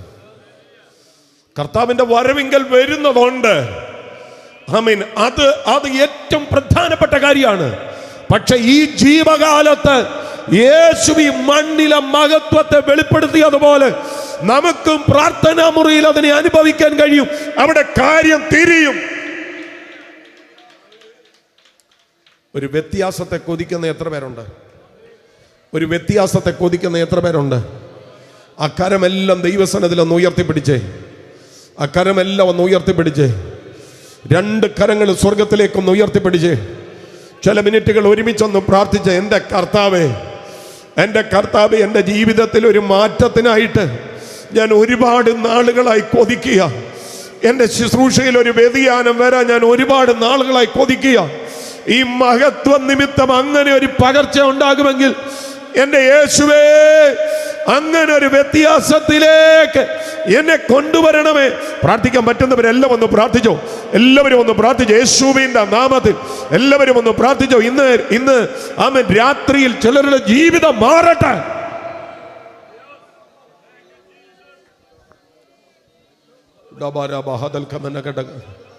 ചെറുപ്പക്കാരെ, കുഞ്ഞുങ്ങളൊക്കെ പ്രാർത്ഥിച്ചോ കേട്ടോ. വിശേഷിച്ച് അഭിഷക്തന്മാരെ പ്രാർത്ഥിച്ചോ. Heavy presence, heavy presence. കർത്താവിനോട് പ്രാർത്ഥിച്ച പ്രിയരെ, ആമേൻ. സ്വർഗത്തിന്റെ സിംഹാസനത്തിൽ ഇന്ന് രാത്രി ഒരു ചലനം ഉണ്ടാകുന്നത് പോലെ പ്രാർത്ഥിച്ചോ. ഇത് നമ്മുടെ സെൻട്രൽ പാസ്റ്റേഴ്സിന് വേണ്ടിയല്ല, പ്രസംഗിക്കാൻ വന്ന പ്രഭാഷകന് വേണ്ടിയല്ല. ഒരു ദൈവിക നന്മ അനുഭവിക്കത്തക്ക വിധത്തിൽ ദൈവത്തോട് പ്രാർത്ഥിര്. ദൈവഹൃദയം ചലിക്കത്തക്ക വിധത്തിൽ പ്രാർത്ഥിര്. ഭർത്തിമായി വിളിച്ചതുപോലെ വിളിക്ക്. യേശുവേ ദാവീദ് പുത്ര എന്നുറക്ക വിളിച്ചു പ്രാർത്ഥിക്ക്.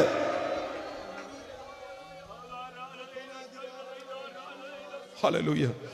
എനിക്കറിയാം, ഇന്ന് രാത്രി യോഗത്തിന്റെ 1-ാമത്തെ ദിവസത്തിൽ തന്നെ ഈ യോഗത്തിന്റെ നിയന്ത്രണത്തെ പരിശുദ്ധാത്മാവ് ഏറ്റെടുക്കുക. ഈ യോഗത്തിന്റെ ഗതിയെ പരിശുദ്ധാത്മാവ് തിരിച്ചു പിടിക്കുക. ഈ യോഗത്തിന്റെ ഗതിയെ പരിശുദ്ധാത്മാവ് വ്യത്യസ്തമായ നിലകളിലേക്ക് കൊണ്ടുപോകുക.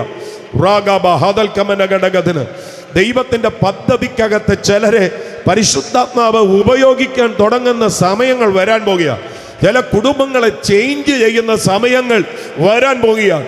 ചില അനുഭവങ്ങൾ അടിമുടി മാറുന്ന ദിവസങ്ങൾ വരാൻ പോവുകയാണ്. കർത്താവിനോട് പറ, എനിക്ക് ആ മഹത്വം എൻ്റെ ജീവിതത്തിൽ ഒന്ന് അനുഭവിക്കണം കർത്താവേ, അനുഭവിക്കണം. യേശുവിൻ്റെ നാമത്തിൽ അലസമാകാതെ, അലക്ഷ്യമാകാതെ, ആത്മനിയോഗത്തിൽ നിറഞ്ഞ് അഭിഷേകത്തിൽ ജ്വലിച്ച് ദൈവകൃപയിൽ ശരണപ്പെട്ട് ഒരുമിച്ച് പ്രാർത്ഥിച്ചോ. ഇന്ന് രാത്രി കാര്യങ്ങൾ തിരിയാൻ പോകുകയാണ്.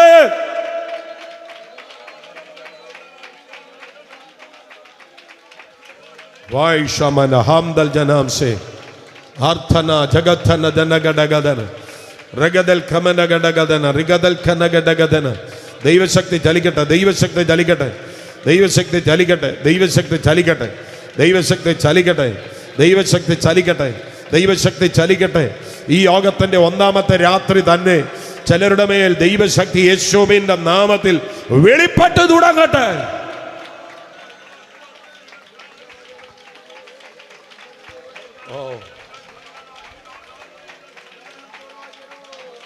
റഗബാര Hadal ഖമനഗടഗദന റഗദൽ ഖനഗടഗദന.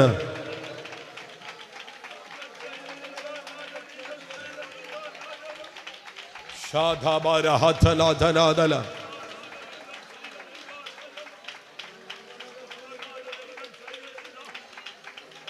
Oh Jesus,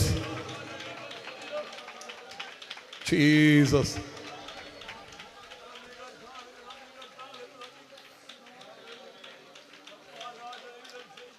Hallelujah, hallelujah, hallelujah. പ്രിയരേ, യേശുക്രിസ്തുവിന്റെ മടങ്ങി വരവിൽ ഈ മഹത്വം നമ്മുടെ മേൽ വരുമ്പോൾ എന്താ സംഭവിക്കുന്നത് ഞാൻ പറയാം. അയ്യോ, നമുക്ക് ചിന്തിക്കാൻ പോലും പറ്റാത്ത കാര്യങ്ങളാണ്. 2 കൊരിന്ത്യർ ലേഖനം 3-ാം അധ്യായം 18-ാമത്തെ വാക്യം ഒന്ന് നോട്ട് ചെയ്തോണം കേട്ടോ. 2 കൊരിന്ത്യർ ലേഖനം 3-ാം അധ്യായം 18-ാമത്തെ വാക്യം. അവിടെ എഴുതിയിരിക്കുന്നത് ഇങ്ങനെയാ: തേജസ്സിന്റെ മേൽ തേജസ് പ്രാപിച്ചേ അതേ പ്രതിമയായി നമ്മൾ രൂപാന്തരപ്പെടും. ഈ തേജസ് ഇങ്ങോട്ട് വരുമ്പോൾ ഉണ്ടല്ലോ, ഈ മണ്ണിൽ നമ്മൾ ജീവകാലത്ത് അനുഭവിക്കുന്ന തേജസ് എന്ന് പറയുന്നത്, അപ്പം ഞാൻ പറഞ്ഞല്ലോ, അത് ഇന്ന് ഹെവി പ്രസൻസ്, ഭയങ്കര ചിന്തിക്കാൻ കഴിയാത്ത ദൈവ സാന്നിധ്യത്തെയാണ് ഇന്ന് തേജസ് എന്ന് വിളിക്കാൻ പറ്റുന്നത്, മഹത്വം എന്ന് പറയാൻ പറ്റുന്നത്. ശലോമോന്റെ ആലയത്തിൽ ഇറങ്ങിയ മഹത്വം ഉണ്ടല്ലോ, അതൊരു മേഘമായിട്ടൊന്നും ഇന്ന് കാണാൻ പറ്റത്തില്ല, പക്ഷേ നമുക്കത് ഫീൽ ചെയ്യാൻ പറ്റും, ആ ഭയങ്കര പ്രസൻസ്. പക്ഷേ കർത്താവിൻ്റെ വരവെങ്കിൽ തേജസ് വെളിപ്പെടുന്നു എന്ന് പറഞ്ഞാൽ അവിടെ എഴുതിയിരിക്കുക, അതേ പ്രതിമയായി നാം രൂപാന്തരപ്പെടും. ജീസസ്. ഏത് അതേ പ്രതിമ? യേശു. യേശു എങ്ങനെയാകുന്നുവോ അതുപോലെ നമ്മൾ രൂപാന്തരപ്പെടും. ഒരു വാക്യം കൊണ്ടല്ല കേട്ടോ, പല വാക്യങ്ങൾ ഞാൻ പറയാം. 1 കൊരിന്ത്യർ ലേഖനം 15:48-49 ശ്രദ്ധിച്ചോ. നാം മണ്ണുകൊണ്ടുള്ളവന്റെ പ്രതിമ ധരിച്ചതുപോലെ സ്വർഗീയന്റെ പ്രതിമയും ധരിക്കും. മണ്ണുകൊണ്ടുള്ളവനെ പോലെ മണ്ണുകൊണ്ടുള്ളവരും, സ്വർഗീയനെ പോലെ സ്വർഗീയന്മാരും ആകും. ഇന്ന് മണ്ണുകൊണ്ടുള്ളവന്റെ പ്രതിമയാ കേട്ടോ, ഇതേ മണ്ണുകൊണ്ടുള്ളവന്റെ പ്രതിമയാണ്. സ്തോത്രം. ഞാനും എൻ്റെ അപ്പനും കൂടെ നിന്നാൽ അപ്പനും മോനും വന്ന് ആരും പറഞ്ഞു തരേണ്ട കാര്യമില്ല, കണ്ടാൽ മനസ്സിലാകും. മണ്ണുകൊണ്ടുള്ളവന്റെ പ്രതിമയുടെ പ്രത്യേകതയാ, നമ്മളിപ്പോ ധരിച്ചിരിക്കുന്ന മണ്ണുകൊണ്ടുള്ളവന്റെ പ്രതിമയാ കേട്ടോ. പക്ഷേ നമ്മുടെ കർത്താവ് ഒന്ന് വന്നോട്ട്. ഈ തേജസ് നമ്മുടെ മേൽ വെളിപ്പെടുമ്പോൾ നമ്മൾ സ്വർഗീയന്റെ പ്രതിമയിലേക്ക് മാറും. സ്വത്രം. അയ്യോ, പിന്മാറാൻ പ്ലാൻ ചെയ്യുന്ന ആരെങ്കിലും ഉണ്ടോ? പിന്മാറരുത് കേട്ടോ. നമ്മൾ പാടത്തില്ല, മണ്ണെ പ്രതി മാണിക്യം വെടിയത്തില്ല. ശവക്കല്ലറയ്ക്കകത്ത് നീറിത്തീരാനുള്ള ആളല്ല നീ. അതിനപ്പുറത്ത് സ്വർഗീയനെ പോലെ ആകാനുള്ള വ്യക്തിയാണ്. സ്വത്രം. തെളിവുകൾ തീർന്നില്ല. 1 യോഹന്നാന്റെ ലേഖനം 3-ാം അധ്യായം 2-ാമത്തെ വാക്യം. പ്രിയമുള്ളവരെ, നാം ഇപ്പോൾ ദൈവമക്കളാകുന്നു. നാം ഇന്നതാകുമെന്ന് ഇതുവരെ പ്രത്യക്ഷമായിട്ടില്ല. അവൻ പ്രത്യക്ഷനാകുമ്പോൾ നാം അവനെ താനിരിക്കുന്നത് പോലെ തന്നെ കാണുന്നതാകൊണ്ട്. ഇവിടെ ശ്രദ്ധിക്കണേ, നാം അവനോട് സദൃശന്മാരാകും കേട്ടോ. ആ വാക്ക് അണ്ടർലൈൻ ചെയ്തോ. നമ്മൾ ആരെ പോലെയാകും? അവനോട് സദൃശന്മാരാകും. നമ്മൾ അവനെ പോലെയാകും. കിട്ടിയവരൊരു ആമേൻ പറഞ്ഞാട്ട്. നമ്മൾ യേശുവിനെ പോലെയാകുമെന്ന്. നമ്മൾ യേശു ഇരിക്കുന്നത് പോലെ കാണും. കണ്ടാൽ നമ്മൾ യേശുവിനെ പോലെയാകും. സ്തോത്രം. ആരെങ്കിലും ചോദിക്കുക, പാസ്റ്ററെ അതൊക്കെ മനസ്സിലായി, ശരീരത്തിലാണോ അതോ ഇതൊക്കെ ഒരു തോന്നലായിരിക്കുമോ? എൻ്റെ ബൈബിൾ പറയുന്നു ശരീരത്തിലാണെന്ന്. വായിക്കണം നമുക്ക്. ഫിലിപ്പി ലേഖനം 3-ാം അധ്യായം 21-ാമത്തെ വാക്യം. ആ വാക്യം നന്നായിട്ട് ശ്രദ്ധിച്ചോ. അത് ശരീരത്തിലാണെന്ന് സമർത്ഥിച്ചിട്ടുണ്ട്. ഫിലിപ്പിയർ 3:21. അവൻ സകലവും തനിക്ക് കീഴ്പ്പെടുത്തുവാൻ കഴിയുന്ന തന്റെ വ്യാപാര ശക്തി കൊണ്ട് നമ്മുടെ താഴ്ചയുള്ള ശരീരത്തെ. നിങ്ങൾ ആ വാക്കൊന്ന് നോട്ട് ചെയ്തോണേ. നമ്മുടെ താഴ്ചയുള്ള ശരീരത്തെ. ആ വാക്കൊന്നൂടെ. നമ്മുടെ താഴ്ചയുള്ള ശരീരത്തെ. ഈ ശരീരം താഴ്ചയുള്ള ശരീരം കേട്ടോ. 8 വിധ താഴ്ചകളുണ്ട് ഈ ശരീരത്തിന്. 1 കൊരിന്ത്യർ ലേഖനം 15-ാം അധ്യായത്തിൽ അത് എഴുതിയിട്ടുണ്ട്. വിശദീകരിക്കാൻ നേരമില്ലാത്തതുകൊണ്ട് 8 വിധ താഴ്ചയുള്ള ഈ ശരീരത്തെ തന്റെ മഹത്വമുള്ള ശരീരത്തോട്. നമ്മുടെ ഈ ശരീരത്തെ തന്റെ മഹത്വമുള്ള ശരീരത്തോട് അനുരൂപമായി രൂപാന്തരപ്പെടുത്തും. നമ്മുടെ ഈ ശരീരത്തെ യേശുവിന്റെ ശരീരത്തോട് അനുരൂപമായി രൂപാന്തരപ്പെടുത്തും. സ്വത്രം. എന്നോടൊപ്പം ഉണ്ടോ?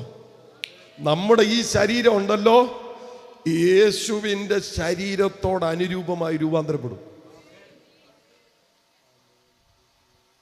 സ്തോത്രം. ഇതാണ് തേജസ്കരണത്തിന്റെ ഹൈയസ്റ്റ് ലെവൽ. പോളതാ പറയുന്നത്, നമ്മുടെ കർത്താവായ യേശു ക്രിസ്തുവിന്റെ മഹത്വം പ്രാപിപ്പാനാണ് നമ്മളെ സുവിശേഷ ഘോഷണത്താൽ വിളിച്ചിരിക്കുന്നത്. അപ്പം ഞാൻ ഇടയ്ക്ക് പറഞ്ഞു, നമ്മുടെ നിറം മാറും, തേജസ്സിന്റെ നിറമാകും. നമ്മുടെ വസ്ത്രം മാറും കേട്ടോ. ഈ വസ്ത്രമൊന്നുമല്ല, ഈ വെള്ളയൊന്നുമല്ല. ഒരലക്കുകാരനും അലക്കി വെളുപ്പിക്കാൻ കഴിയാത്തതുപോലെ വെളിച്ചം പോലെ വെണ്മയായി മാറും. സ്വർഗത്തിൽ വെള്ള ഉടുപ്പുണ്ടെന്ന് വെളിപ്പാട് പുസ്തകത്തിൽ ആവർത്തിച്ച് പറയുന്നുണ്ട്. ജയിക്കുന്നവൻ വെള്ളയുടുപ്പ് ധരിക്കും എന്ന് 3-ാം അധ്യായത്തിൽ പറയുമ്പോൾ അവർ യോഗ്യന്മാരാകിയാൽ വെള്ള ധരിച്ചുകൊണ്ട് എന്നോട് കൂടെ നടക്കും. അപ്പൊ സ്വർഗത്തിൽ നമുക്ക് വെച്ചിരിക്കുന്ന ഒരു വസ്ത്രമുണ്ട്, വെള്ള. ആ വെള്ള ഒരലക്കുകാരനും അലക്കി വെളുപ്പിക്കാൻ കഴിയാത്തതുപോലെയുള്ള വെള്ളയാണ്. അപ്പം നമ്മുടെ നിറം മാറും, തേജസ്സാകും. നമ്മുടെ വസ്ത്രം മാറും, ഒരലക്കുകാരനും അലക്കി വെളുപ്പിക്കാൻ പറ്റാത്ത വെളിച്ചം പോലെ. ഈ വെളിച്ചം പോലെ വെണ്മ എന്ന് പറയുമ്പോൾ ഞാൻ ചിന്തിക്കുന്ന കാര്യം പറയാമേ. നിങ്ങൾ ഈ CFL ലൈറ്റിലോട്ട് നോക്കിക്കേ. ആ വെള്ള നിങ്ങൾക്ക് ഉജാല മൂക്കി ഉണ്ടാക്കാൻ പറ്റുമോ? അതുപോലെ വെളിച്ചം പോലെ വെണ്മ എന്ന് പറയുന്ന ബൈബിളിലെ ആ വാക്കിനെ അങ്ങനെ തന്നെ ഞാൻ എടുക്കുകയാണ്. അതുപോലെയുള്ള ഒരു വെള്ള വസ്ത്രം. സ്വതന്ത്രം. ഇത് നമ്മുടെ അകത്ത് കത്തി കയറണം കേട്ടോ. ഹല്ലേലൂയ. നമ്മുടെ പല പിതാക്കന്മാരും നിന്നത് ഈ വെളിപ്പാടിനകത്താണ്. ഞാൻ നിർത്താം. പാസ്റ്റർ CS മാത്യു എന്ന് പറയുന്ന ഒരു ദേവദാസനുണ്ട്. പാസ്റ്റർ CS മാത്യു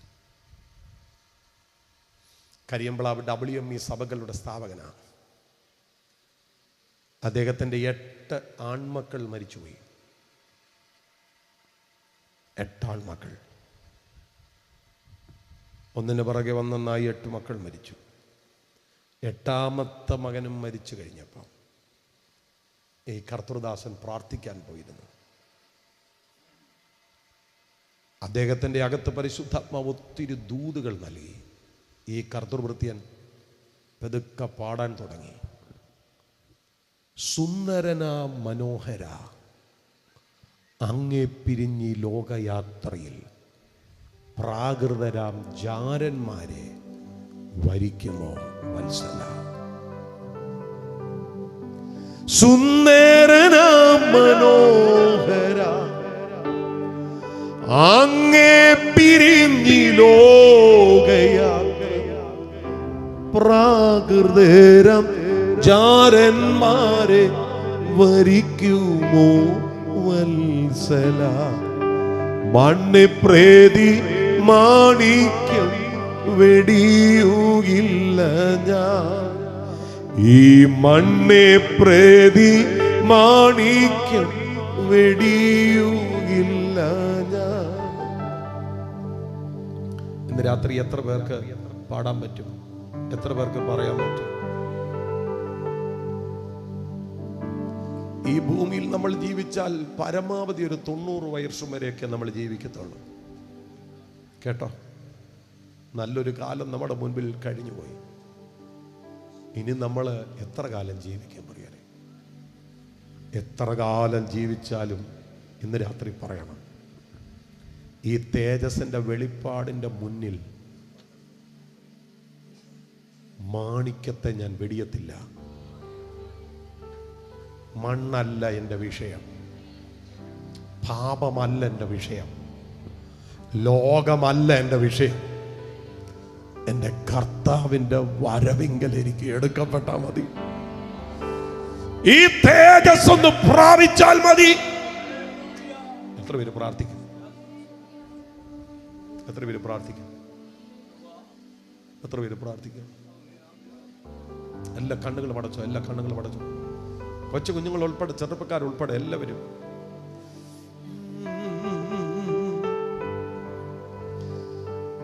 സുന്ദരന മനോഹര, അങ്ങേ പിരിഞ്ഞി ലോകയാത്ര പ്രാകൃതരാം ജാരന്മാരെ വരിക്കുമോ വത്സല.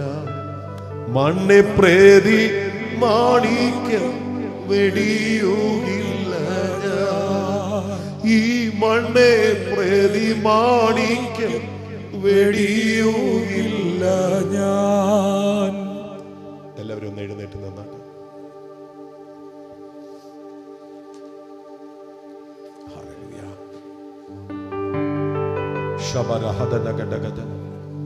ചോദിച്ചാൽ ഒത്തിരി നന്ദിയുണ്ട് ഇത്ര സമയം തന്നതിന് കേട്ടോ.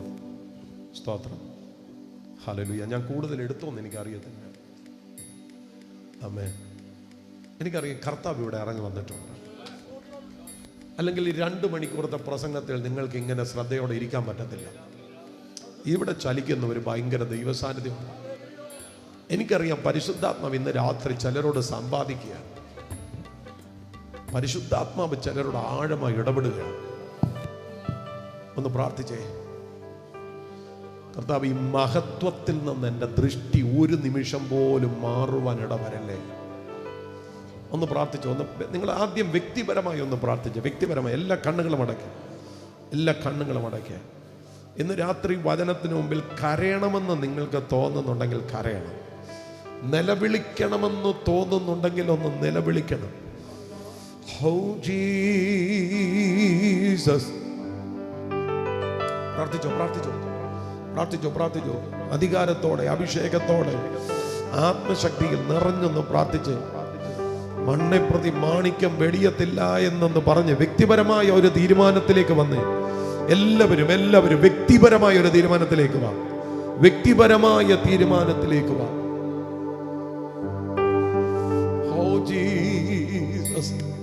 അപ്പോൾ തന്നെ അപ്പോൾ തന്നെ തലമുറകൾക്ക് വേണ്ടി ഒന്ന് പ്രാർത്ഥിച്ച്, കർത്താവ് എൻ്റെ കുഞ്ഞുങ്ങൾ ആരും ദൈവകൃപ വിട്ട് നഷ്ടപ്പെട്ടു പോകരുത്. ഒരുമിച്ചൊന്ന് പ്രാർത്ഥിച്ച്. നിങ്ങൾക്ക് മക്കൾ കാണും, നിങ്ങൾക്ക് മരുമക്കൾ കാണും, നിങ്ങൾക്ക് കൊച്ചുമക്കൾ കാണും. യേശുവിന്റെ നാമത്തിൽ എല്ലാവരും ചേർന്ന് പ്രാർത്ഥിച്ച്, എല്ലാവരും ചേർന്ന് പ്രാർത്ഥിച്ച്. എല്ലാവരും ചേർന്ന്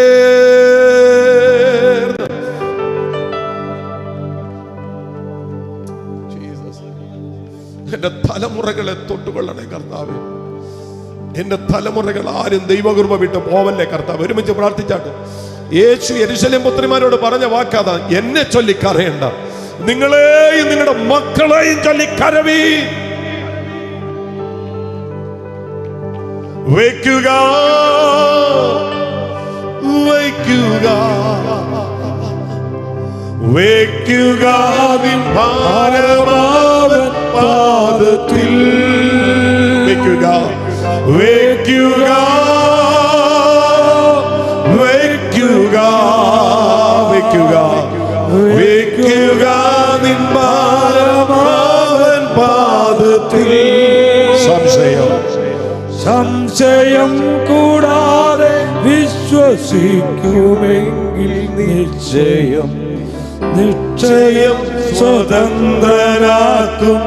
ഒരിക്കൽ കൂടെ ഒന്ന് പാടിക്കുക. സംശയം സംശയം കൂടാതെ വിശ്വസിക്കുമെങ്കിൽ രക്ഷകൻ നിശ്ചയം സ്വതന്ത്രമാക്കും നിന്നെയും.